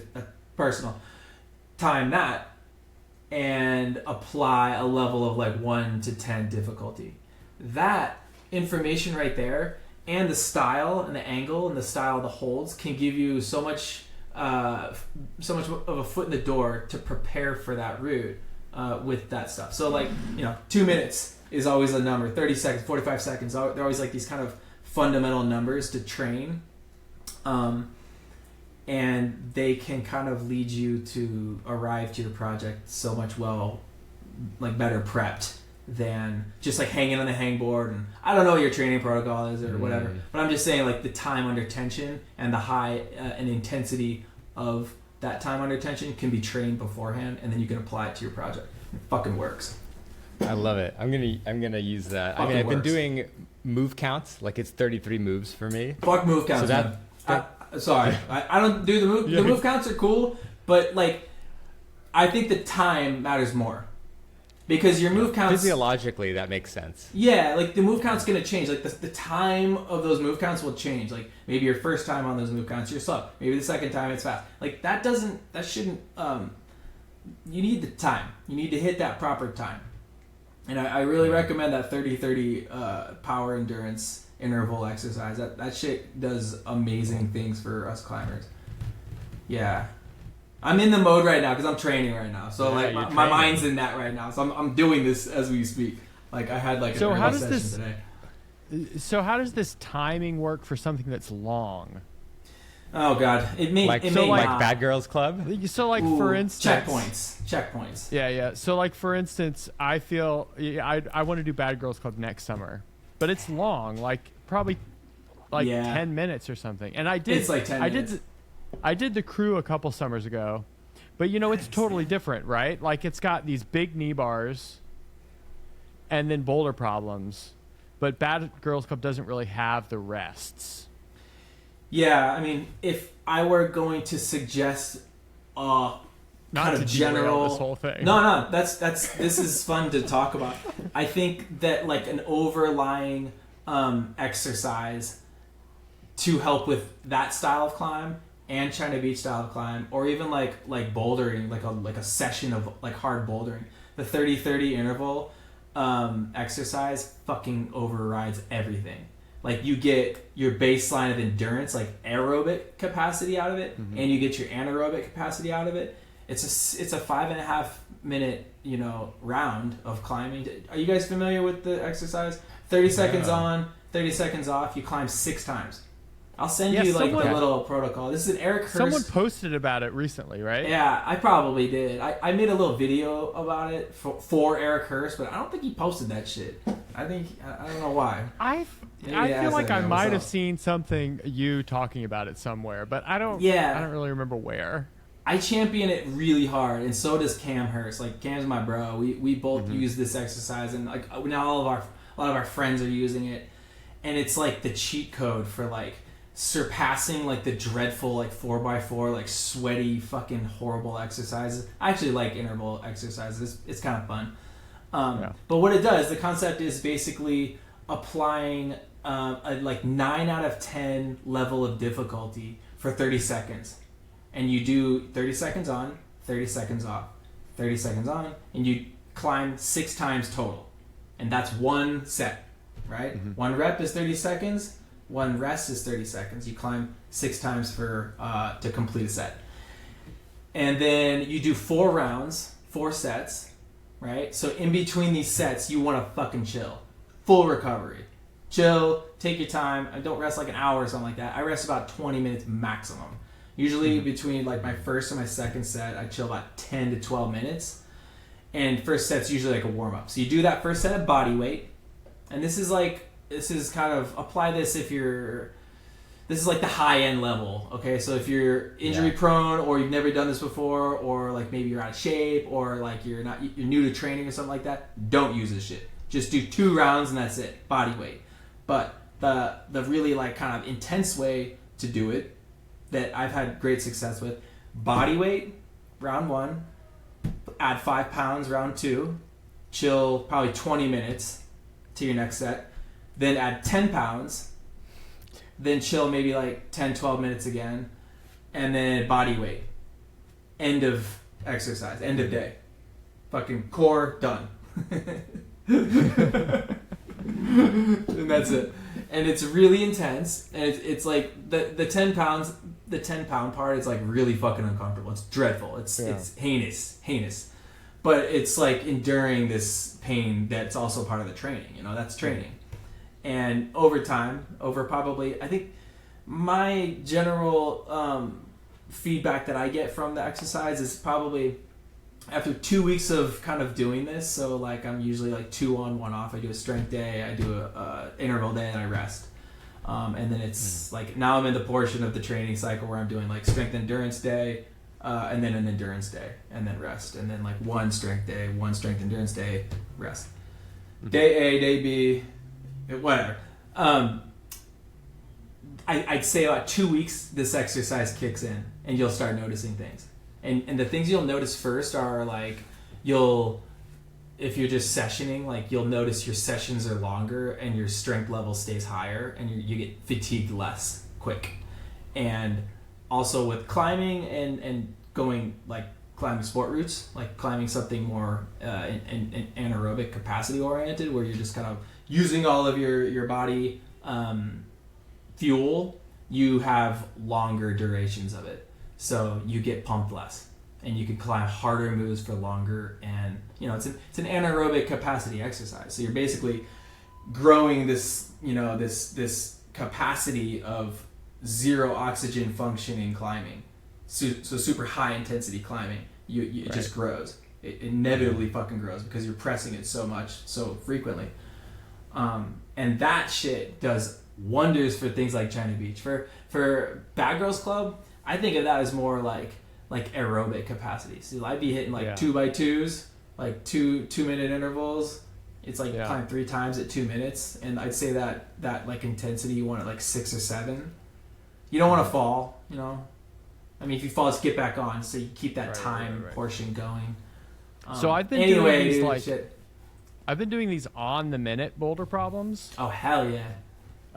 But it's like 15 seconds is how long it takes to do the boulder problem. Yeah. So that's not gonna. Yeah. So sorry. what do you do to like fill up the 30 seconds? That's what do you? It's like an awkward amount of time. It is. It is an awkward amount of time, but like part of the challenge of this exercise, and this only is challenging in the beginning, but you have to set up a specific pathway or climb to fit the exercise. I have a moon board in our garage. Yeah, I have a tension board over there. Perfect. That like works wonders. So what you want to do is say it takes 15 seconds to get to the top of the tension board, which I'm assuming is kind of the general amount of time. You want to either like continue, like maybe like you want to do some moves into the start of your lit up boulder problem, or you want to climb that lit up boulder problem and then continue to just grip hard as fuck to keep that 9 out of 10 level, whatever that is. However you can keep that body working in that period of time. You need to keep that 9 out of 10 level on the wall for that period of 30 seconds. 15 seconds is not going to do much for you. It'd be better for like bouldering intervals. Yeah, Eric Hurst calls it like the alactic intervals. Yeah, alactic, I don't know. I don't know what that means, but yeah, man, get that 30-second mark. It's crazy, and Eric would have to elaborate why that 30-second number is so specific and like why that is like the general rule. But you'd be surprised because, like I was saying, when I've been into this like video feedback, watching efforts of like sections or climbs that I'm working, a lot of the times, man, it's fucking weird. It's creepy. You should try it. 30 seconds hits this mark of like really high intense spurts of climbing, and then you'll get this like point where you're like you just have this break. And this is odd. It's a phenomenon, but it happens like oddly frequently. And then there's like this 2-minute number. Like a 2-minute number that like oddly happens like frequently with hard red point climbs, and it's weird, man. But like Eric Hurst, he could elaborate a lot more than I can.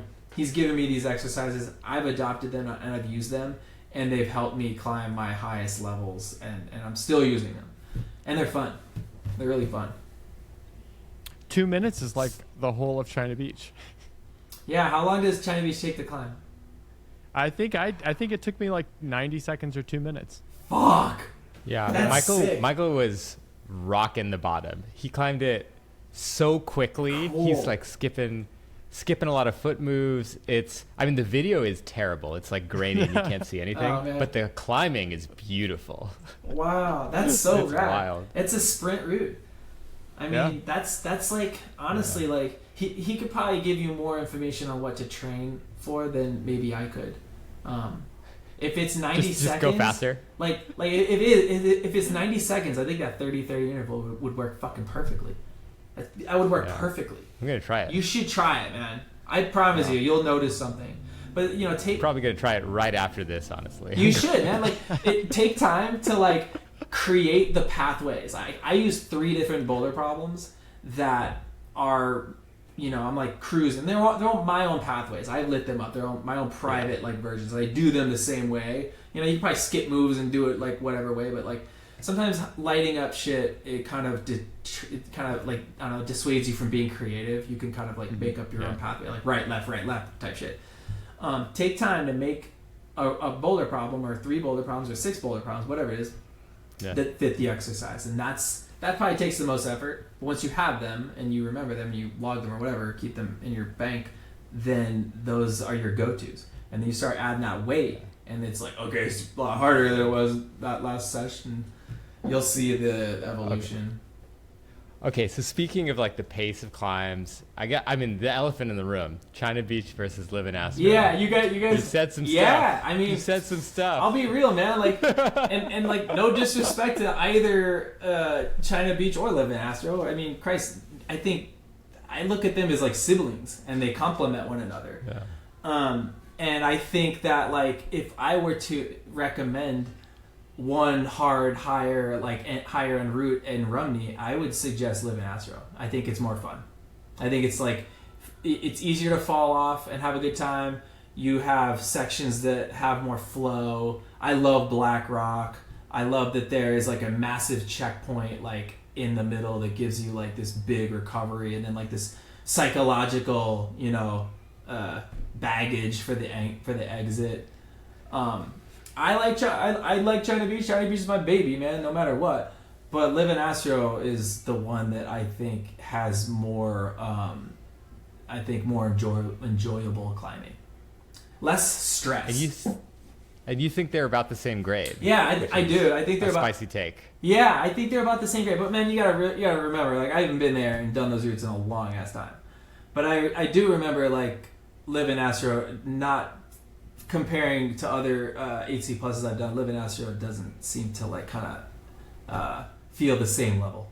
But I'm not downgrading it and shit. I'm just saying like that's my personal take, and it's very personal, right? Like everybody's gonna have. Hang on, a I'm different tweeting feeling. that. Yeah, I mean, go ahead. It's okay. I can totally answer to it, and regardless, at the end of the day, the thing I'm going to come to the conclusion of is that's my take on it.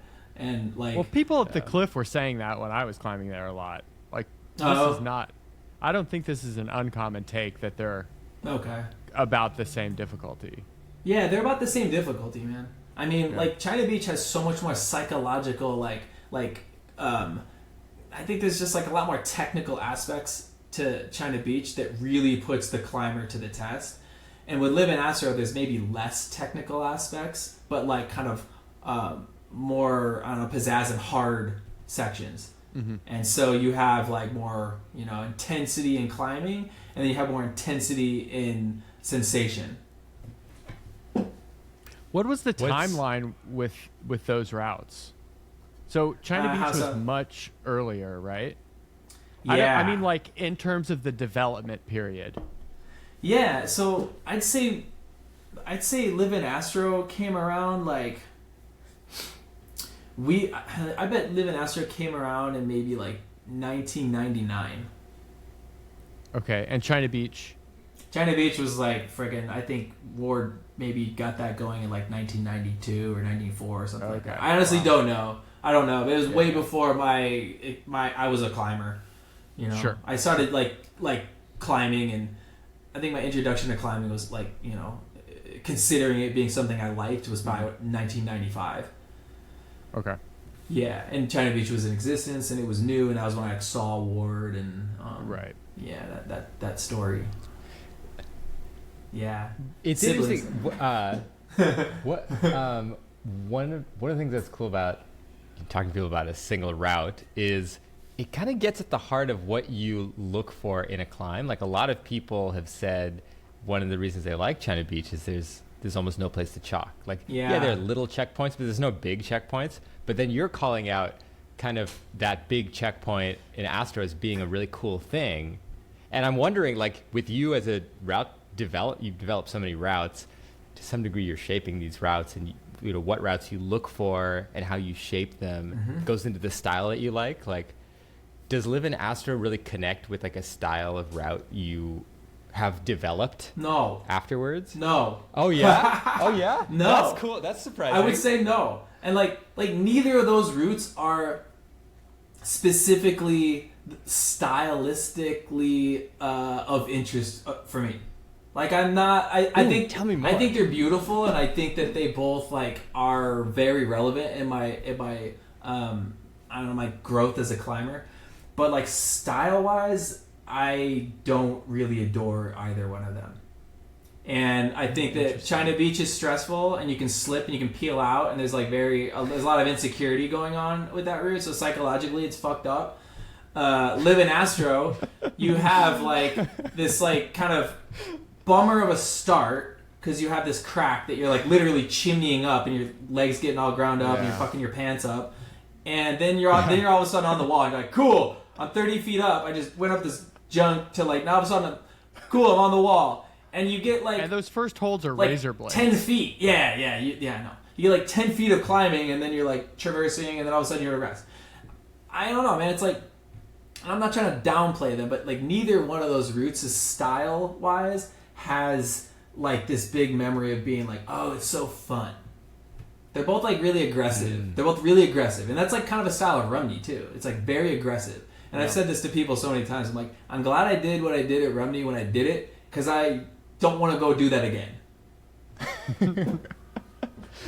So what's the style that you really like? Like, how would you describe that? I like the style. I like. I use terms like athletic, steep, resistant oriented, kind of like stream of moves that are just like fucking with you really hard, and then maybe a checkpoint of like slight recovery and then continue on. I like the idea of like full body connection. I like the idea of like there not being like a big aspect of skin dismay, because I fucking hate having to deal with like stopping climbing because my fingertips are cut and like, you know, my skin's always soft and wet. I really enjoy like, you know, like physical steep climbing, to sum it up. Yeah. So Ryan Leventhal asks, live in Astroglide or Southern Smoke? Southern Smoke like a motherfucker. Hell yeah. Easy answer. Southern Smoke's amazing. I mean, every hold on it, you're like, that's so cool. How did Mother Nature do this?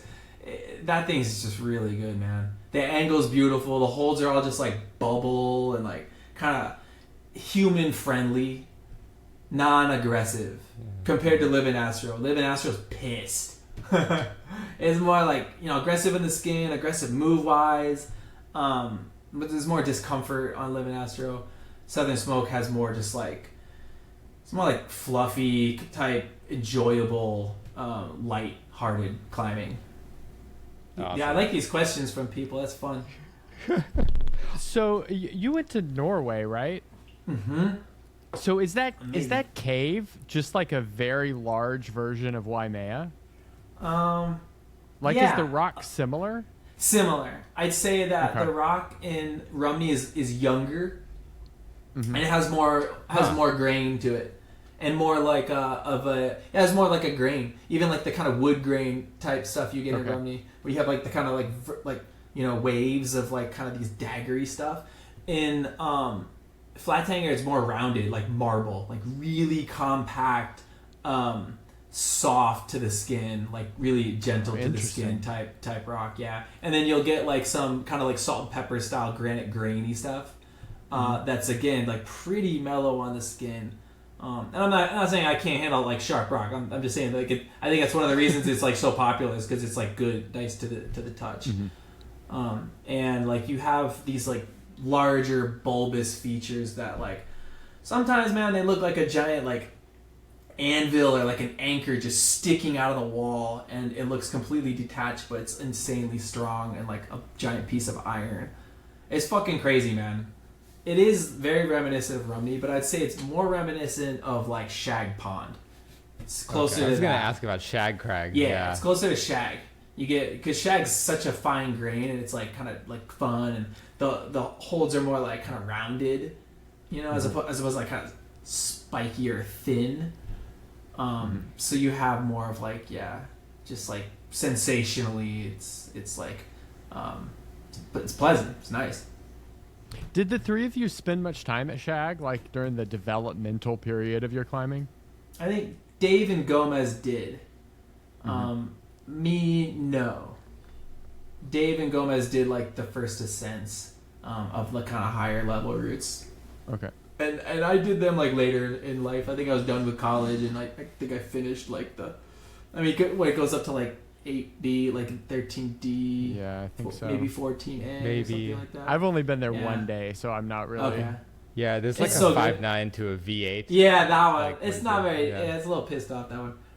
But like, dude, the other ones are so good, man. There's like some 8B on the right, I believe. That I remember just being like, this is super fucking high grade, and yeah, it felt really good, like in the 512 range. Yeah. Like some really classic middle 512s. Agreed. Yeah. Agreed. Did you ever climb at Farley or like do Speed of Life? I never did Speed of Life. But yeah, I climbed at Farley a lot. I never did Speed of Life. I remember like the last time I tried Speed of Life, I was alone and I was uncomfortable. Yeah, I didn't Yeah, couldn't spooky. do it. Couldn't do it. No. But That's messed up, doing that by yourself. No go. I remember I tried. I like got to like there's like a long move, and I was like, fuck, and I like stepped back. I'm like, oh, I had like one pad. It was like, whew. I remember like babies with rabies being fucking awesome. Yeah. Tim Kemple really hooked up some gems out there. And then there's a stereogram, which is like the sickest name ever. Stereogram. Yeah, like the grain of that the rock. The hole. The stereogram, right? Yeah. You climb out of this hole. Yes, it's like a block. It's such a cool climb. Totally. Yeah. The grain. Yeah, the grain. And then there's like another few that I remember like being really cool. One that was kind of in a corridor, like near the one you were just talking about, the long one. Thrill of Victory. Maybe. Or maybe like just like super clean like seams that like maybe like a long move, like a stab. It was in a corridor. Yeah, it's all good. But like Great Barrington was also a spot. That's like Roses and Blue Jays was like my project like back in the day, and I never did that one. That's one that I would literally like return to go and try to climb. Yeah, when I lived like an hour from Great Barrington when I was in school. Oh wow! And I went there a lot. Yeah, I did. I tried Roses and Blue Jays too, but I never got it. I got Something from Nothing. Yeah, dude. But like moved away before I was even able to like put anything together on Roses. But That's that one is a good one. That one is a good one. Yeah. It's such a good one, and like just how steep it is, and it's amazing you can stay on that thing. Yeah, that boulder is amazing. Yeah. Like the whole boulder. The whole boulder. I agree, man. Yeah. I agree. Yeah, there's some really good bouldering up in there, and I like the idea of like young Austin Hoyt like really kind of taking the bouldering levels like to the next phase, and like, you know, doing everything that exists and then like advancing. Because I mean, shit, dude, we all, you know, piggyback off of like generations, and like it's cool to see like one group or one person kind of piggybacking and taking like everything beyond. It's the way it's got to be, you know. And yeah, man, kudos to Austin for really like being stoked. Cool to follow. Yeah, it's been cool to follow. I communicate with him once in a while. I was like, yo, what's that like? He's like, oh, you guys never went. I can't believe it. Like he's got stuff up like in Acadia that just looks bananas, like full like roof style like boulder problems, and like really cool looking dark solid rock. Yeah, Northern Maine too, man. Way up. Maniac, Dan Goodwin's thing. Yeah, there's that one, but like I mean like above like Bangor. Up really? There's an area. There's multiple areas. They call it mountainy. And I don't know if it's like low key or what, but it is one spot. It's so hard to get up there though. So yeah, it's fucking up there. It's way up there, man. That's like, yeah, that's what's, you know, it'll never blow up, trust me. But like that, I remember just being having a ton of potential, and like if someone were to like live up there and they were like a really, you know, adamant like boulder developer, you could keep pretty friggin' busy. Hey, this is while we're kind of scattering around. Do you know about the cross-legged beta on Bad Girls Club for that crux, the match crux? No, cross-legged. Michael, you want to describe it? Yeah. So this blew my mind. What the hell? Okay, so you know this kind of section in the middle that's kind of hard that has this rounded hold. Yes. And you match on it right here. Yeah. And then I cross up to this like pocket stack, and then go up to a little crimp. Okay. But I think I saw a video of you just going up to the crimp from these two holds, and that's how Dan Mirsky does it too. Anyway, this match is like kind of tricky with your feet. Yeah. But there's this beta that yeah, you gotta like wing in. I remember that. Yeah. No, there's this beta that like takes all of the drama out of it. What's his name? Danny Robertson. Yeah. Danny Robertson. Yeah. Danny Robertson. Yeah. Danny Robertson found it. So you go like this. So you like backstep something, and then you like cross leg into it like this, and I don't know, it just, you're in this seat. Your feet. It looks like you're sitting down cross-legged like this. on the wall. And it's like you're like in a seam of pockets. That's like the shittiest rock. No, it's on the whole before rig. that. So you're on this rounded hold with your right hand, and Yeah. it's And then you gotta this match. Yeah, it's to make the match. And so you get into this like cross-legged position, and it's so stable that you can like shake your left hand.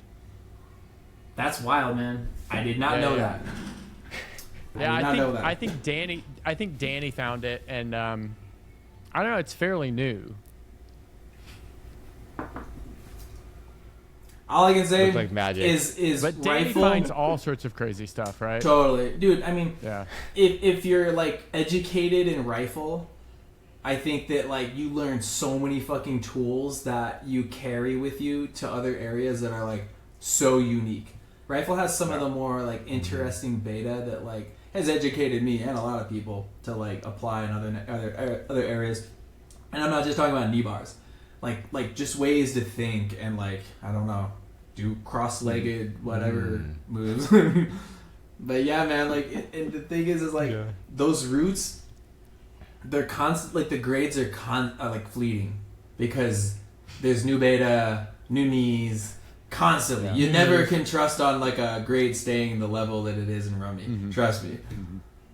Dude, speaking of grades, so Surf Safari, I've been just like, it's been an awesome route to like try and train for China Beach on. Yeah.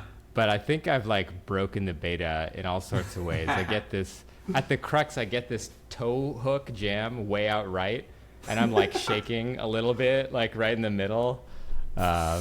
I mean, but yeah, whatever's there is fair game, man. That's all I can say, you know. And like, I love that the like knee bar advancement nowadays is just like fucking mind blowing. And I always just considered the knee barring thing being like very USA. And I've been to Europe like 3 times in the past like 6 months. Oddly, it was not planned. Well, one trip was planned, and then whatever, things got wild.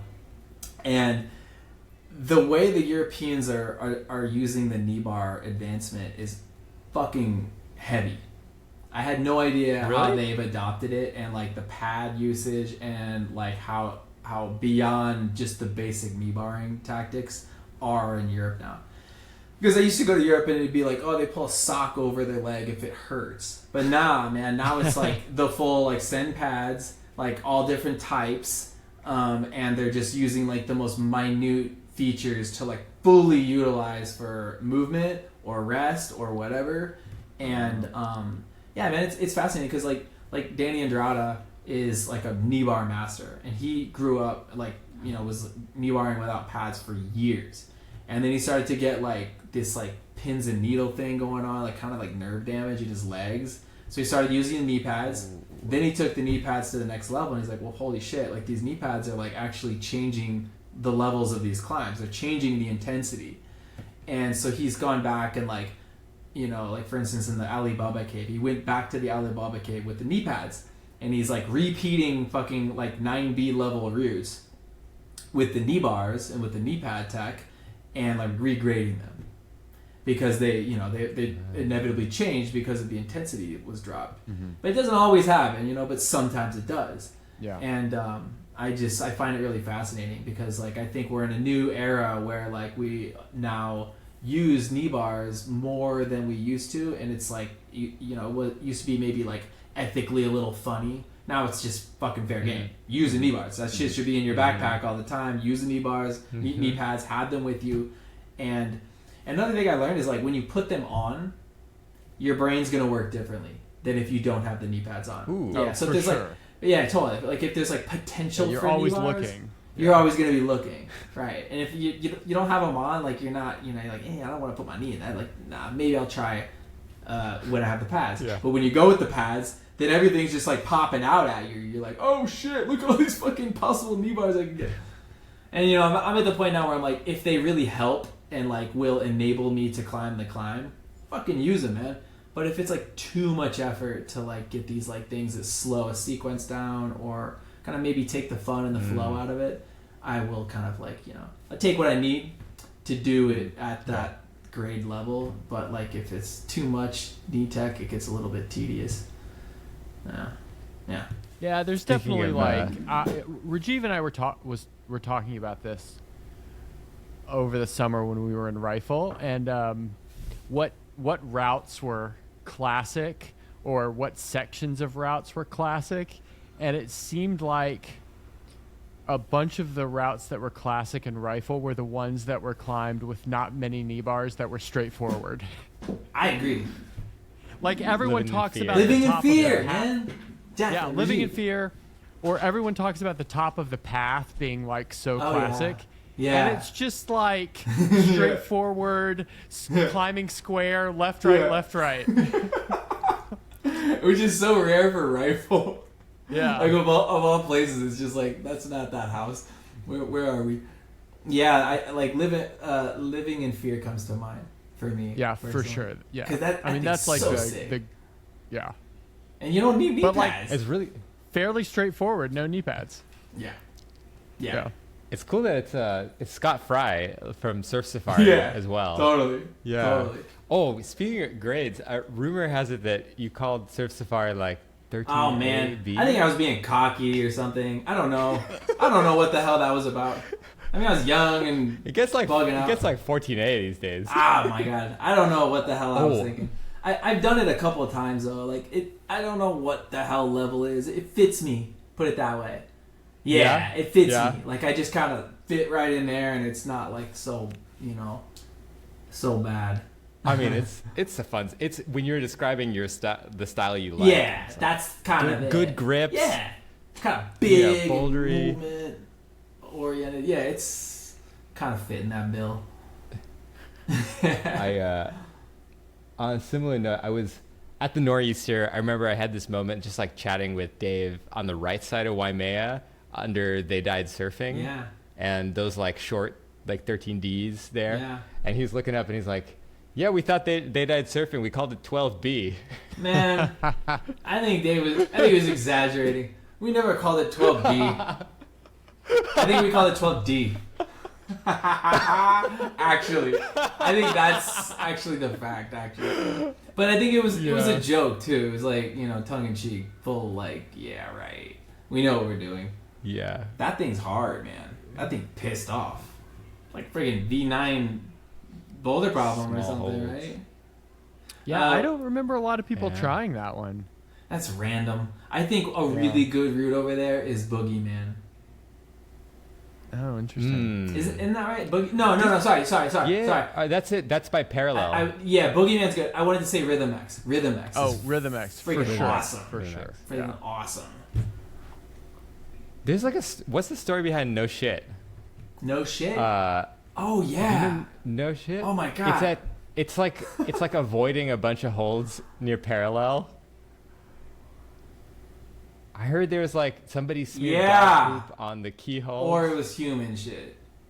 Yeah, I remember that. That was I don't want to name no names, but I remember that story. That was a weird one. I think that was literally just like I don't think Parallel Universe had been done at that point, and that was like suggested as what the route should be called. That was just like suggestive of a name for Parallel Universe. Oh, Yeah, and it ended up being Parallel Universe, so that like didn't live. But no Shit is a route. I think in the guidebook. Really? Yeah, Okay. it's like avoid some holds. What? Hold on, I don't know anything about that. That sounds silly. What? It avoids some holds? Why would you do that? I mean, there's a story somewhere about how somebody had to climb avoiding holds. I can't speak on that Yeah. one, man. Okay, maybe it's one of those like I don't know. legends that could have started and snowballed. And Yeah, I do remember like when those guys got to the cliff and there was shit smeared on the wall, Ugh. and it was human shit. Yeah, it was human shit. Yeah, but I also remember like Ward and those guys like with those like pump sprayer things, just like cleaning the wall. Yeah. And they like cleaned the entirety of like the shit as they would do. Yeah. Those were the guys, man. taking care. They're the maintenance men. So, where was Parallel in this whole situation? Wow, Parallel Universe. That's Like, such ooh, a yeah. good climb, man. I Yeah, freaking My love hardest- Parallel. Yeah, it's great. My hardest belay. I belayed Michael on Parallel. Yeah? When he sent. Oh, right Yeah. on, you guys. That's awesome. So That's was awesome. was that done before China Beach? I think No. Ward got the first set of that, right? He did. Okay. He did. That was a Ward project, man. I mean, I remember the one route on that wall that was like kind of go-to done was Stone Monkey, 13B, the middle Okay. one. And the one on the right, Ward had climbed Feeding Frenzy. Right? And then I remember him trying Parallel Universe, and I don't know, man. Like, yeah, I just remember like the China Beach and like the Waimea stuff had been kind of like a thing, but those guys were always kind of like ahead of their like crowds. Right. They were always like kind of isolated and like all of a sudden developing and putting something else new into the area. And when the Monsters of the Id spot started to get going, they were like, you know, using what we had, really, just kind of, you know, using the resources, and they obviously put up some really, really badass climbs. Like Dr. Noah was bolted. I remember Ward like trying that a little bit, and he kept talking about the toe hook. The toe hook was like this toe hook way, and Dave did it. I remember like, holy shit! I remember like Dave and Gomez were trying Feeding Frenzy, but they were like trying to just stay on the seam. And they weren't like going out left to like To the like undercling holds. jug. Like, There was just like, this is the way you climb it. It's like fucking heinous too. It's like absolutely heinous and dumb to think that you just stay on this seam when there's like all these holes over there.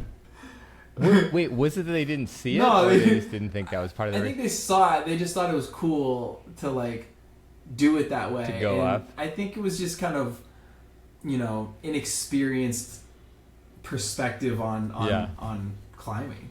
You know, they didn't really care or like realize that that's probably the most logical thing to use, and you should probably use it because it's freaking there and they're really cool holds.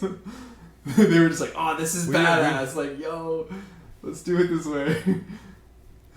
We talked to Ward, and he was like, he was watching, and he was like, I don't think they saw it. That was the story in his head. It's like, they just don't see this jug. Like, what the hell's going on? What's Just like, wrong with just them? like this, just like full tunnel vision. How funny! Oh my god! I mean, it was I think such a good Monsters era, man. Monsters is like a great example of something that would be overlooked other places, Yeah, but turned out to be like give some really, really classic climbs. totally. Yeah. I mean, yeah, like I said, like I believe. I'll put it this way: like you use what you got in like an area, and if it's like pretty usable, get it going. Like develop it, climb it. Some things are just silly and you don't want to do, but like Monsters of Id is far from silly. That was just like another Right. thing on the docket that had to get like kind of tended to by the people who knew and had the tools to make those routes what they are. And like I think that Parallel Universe and like what's the other one? The one that goes up left, All Day Slacker are like some of the fucking best. Is it All Day Slacker or Steady Slavin? Steady Slavin is the one that goes up the Arete, the Steady fish Slavin. one. That route is like all time. That to me is the king line of the Monsters of the Id wall. It's the most badass way to climb up the wall. It's the hardest. I think it's like I remember doing that and just being like fucking stoked. I would recommend that one over China Beach too. Whoa. Yeah. Whoa! Yep. Isn't that weird? No. Fighting And words. you just gotta realize, like, I had like a really like, you know, it was an emotional relationship with China Beach, and when I think about it, it was always like very jarring. I was like, you know, I like kind of tense up when I think about it. It was never like, yay, China Beach is fun. It was always just like fucking intense. Yeah, and that was just the period. Again, it was just a period of my climbing life that I was in. And I think that kind of like, you know, it's an example of a young climber trying a climb that was maybe too much for them. But then like just sticking through it for some reason and not allowing other really great climbs to be part of like the importance as well. So you just keep an open mind, I guess, is the takeaway. It seems like you really took a lot from that. Your relationship with China Beach colored, maybe helped you find like what kind of relationship you want to have with climbs going forward. Wow. Yeah, I think so. I think that's a good point, man. I like that. What the best way I can respond to that is, I think it's imperative to pick climbs and pick routes and projects that you want to invest your time into based around like a good relationship, a sensation of enjoyment, and not just like dutiful, like arduous work. I think it's really important to enjoy the project and to pick the ones that really matter and make you happy.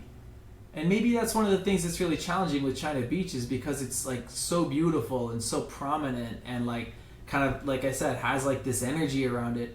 And so it really does kind of call. Like if you can climb that level, you should fucking do it. Even if it isn't like the most fun like period or experience, like for me. But it is very worthy to put the time into and to, you know, check that box off. But it's so much more than checking a box, that route. I don't ever want to like minimize that climb as like, oh, check the box, because it's just not. In my experience, I would never say that route is that simple. That's a meaningful one, and like, you know, that one taught me a fucking lot.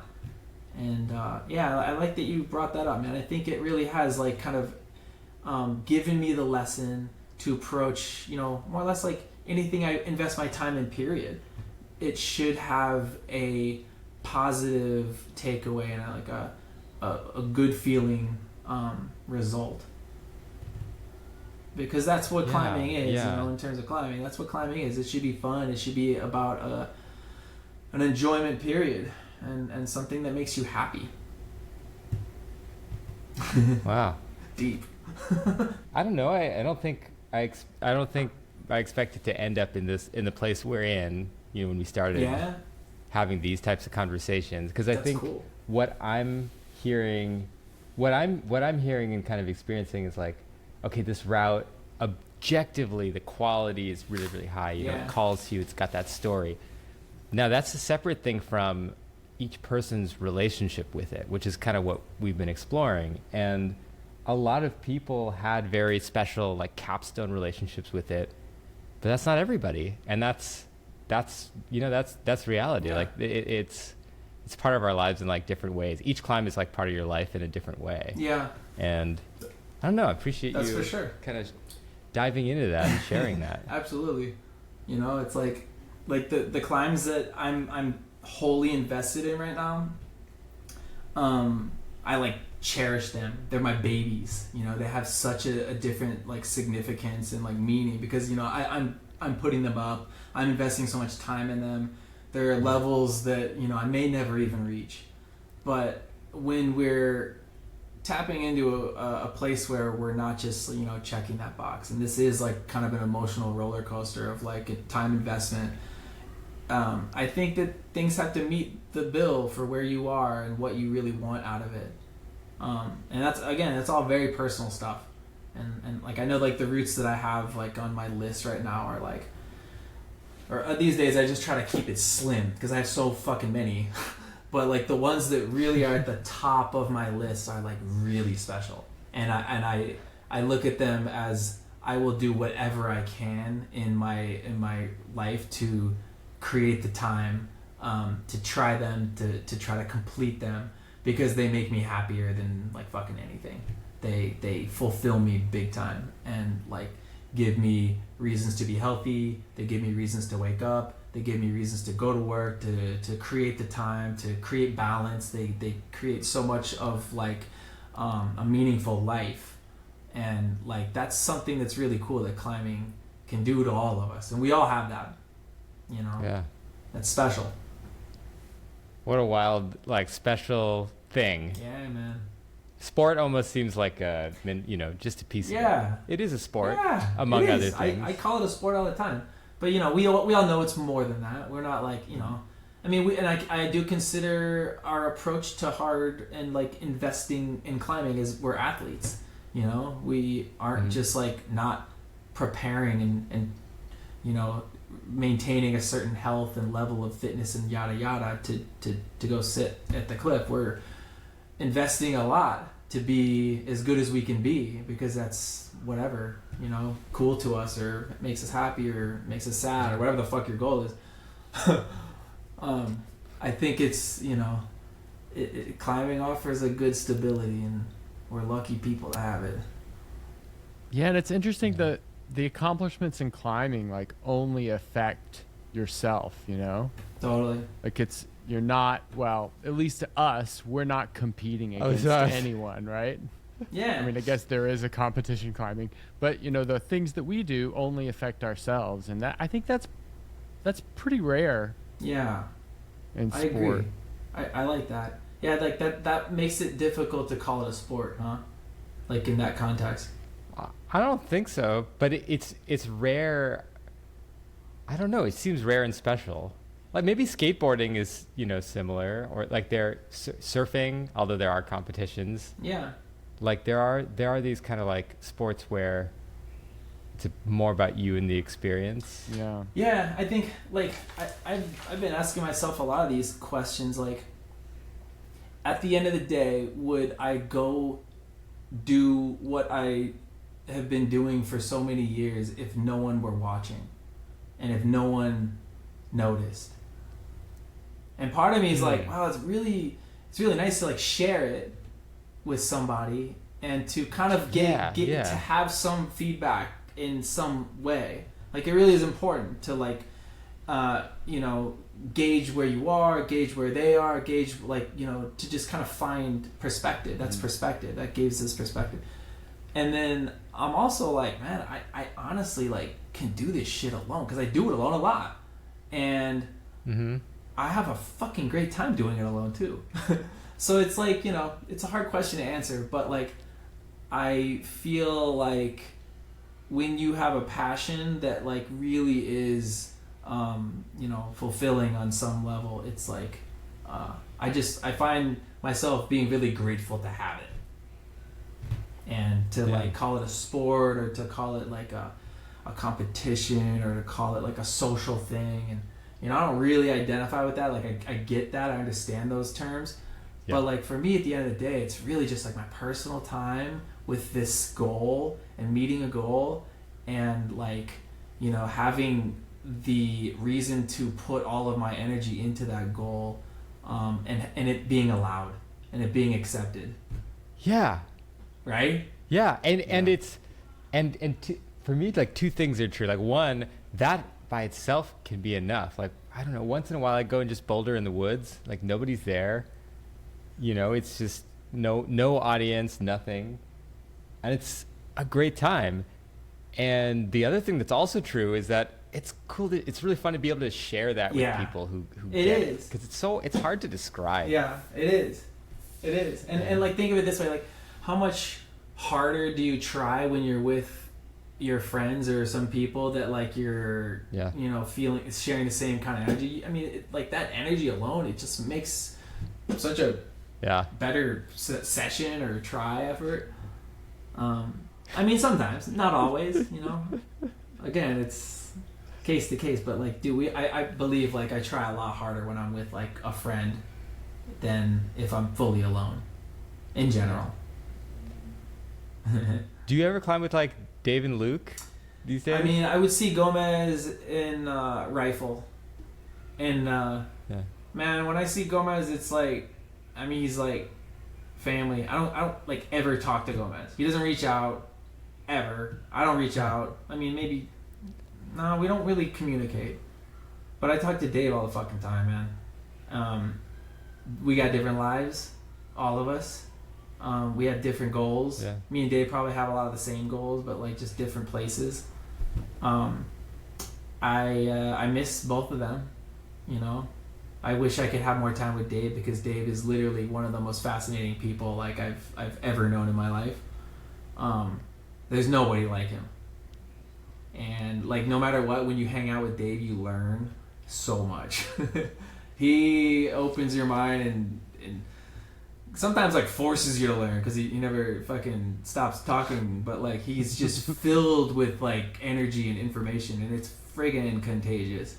I know like every period I've had, like when I'm with Dave, whether I'm climbing or whatever, and then we say our goodbyes, I'm like charged and I'm filled with like new insights on like a number of weird facets in this world, just because of hanging out with Dave. So you're inevitably just learning and being exposed to new thought process or topics or whatever because of Dave. So yeah, man, and I miss just, he's one of the most interesting climbers. He has an approach that I feel like is very seldom seen now. Dave is the guy who will go into the woods and go climb by himself for forever and report a little if he has to. But he's that guy who will inevitably be out there doing that shit because he loves it. Dave probably loves climbing more than any fucking human on the planet. He needs it. I mean, we all need it, but like, Dave fucking needs it. He depends. He's dependent. Yeah, I miss him. Oh, man. I've had glimpses. I just had glimpses. You gotta plug the podcast. We gotta have him on. Yeah, I mean, good luck. He's hard to track down, man. Like he's just like he's one of these people that like, I mean, I fucking reach out to constantly, and I just won't hear back from him, and then I'll be like, yo, dude. Like I'll reach out to him on like different like messaging systems, and they'll finally get back to me like, oh man, sorry, I haven't responded. Like, man, it's an important question I had, and I needed you to respond. It was a timely thing, and fuck. Yeah, so good luck. I could plug it, but I don't think it'll do anything for you. I'm just being honest. Michael and I have to just go to Spain. Yeah, hunt him down. He's in Switzerland though. Oh, okay. He's posted up in Switzerland. Yeah. You'll find him there, scrubbing boulders, like chalking them up, doing new first ascents. He's out there. I don't know. Any last thoughts? Not really. Like a good place Yeah, to I think so. leave it. So I'm hungry. Yeah? I gotta go eat. Oh yeah, it's midnight dinner. here. Oh, I'm sorry, you guys. Dang it. No, this It's is only awesome. midnight for me. Yeah. Well, and then I'll be all right. Where are you, Rajiv, right now? I'm San Francisco, Okay, so it's like 9. Okay, you're good. So we're on the same Yeah. time. Yeah. Dude, thank you so much Yeah, for coming this was on. great. I mean, this has been Right on. awesome. I mean, you've inspired me since I started climbing, and I even remember at the Nor'easter, you did the clinic, and people were like, "What's Joe like?" It's like, he's fucking psyched on climbing. Yeah. That's exactly what he sees. Yeah, I love it. I love it. And anyway, I just really, really appreciate you coming on, and it's been great hanging out. Thanks, you guys. This was fun. It's fun to go down memory lane and to kind of maybe tap in on some new facets of things I've learned that maybe weren't as apparent until we had this talk. So thank you for exposing some things. Yeah, this was fun. Thank you.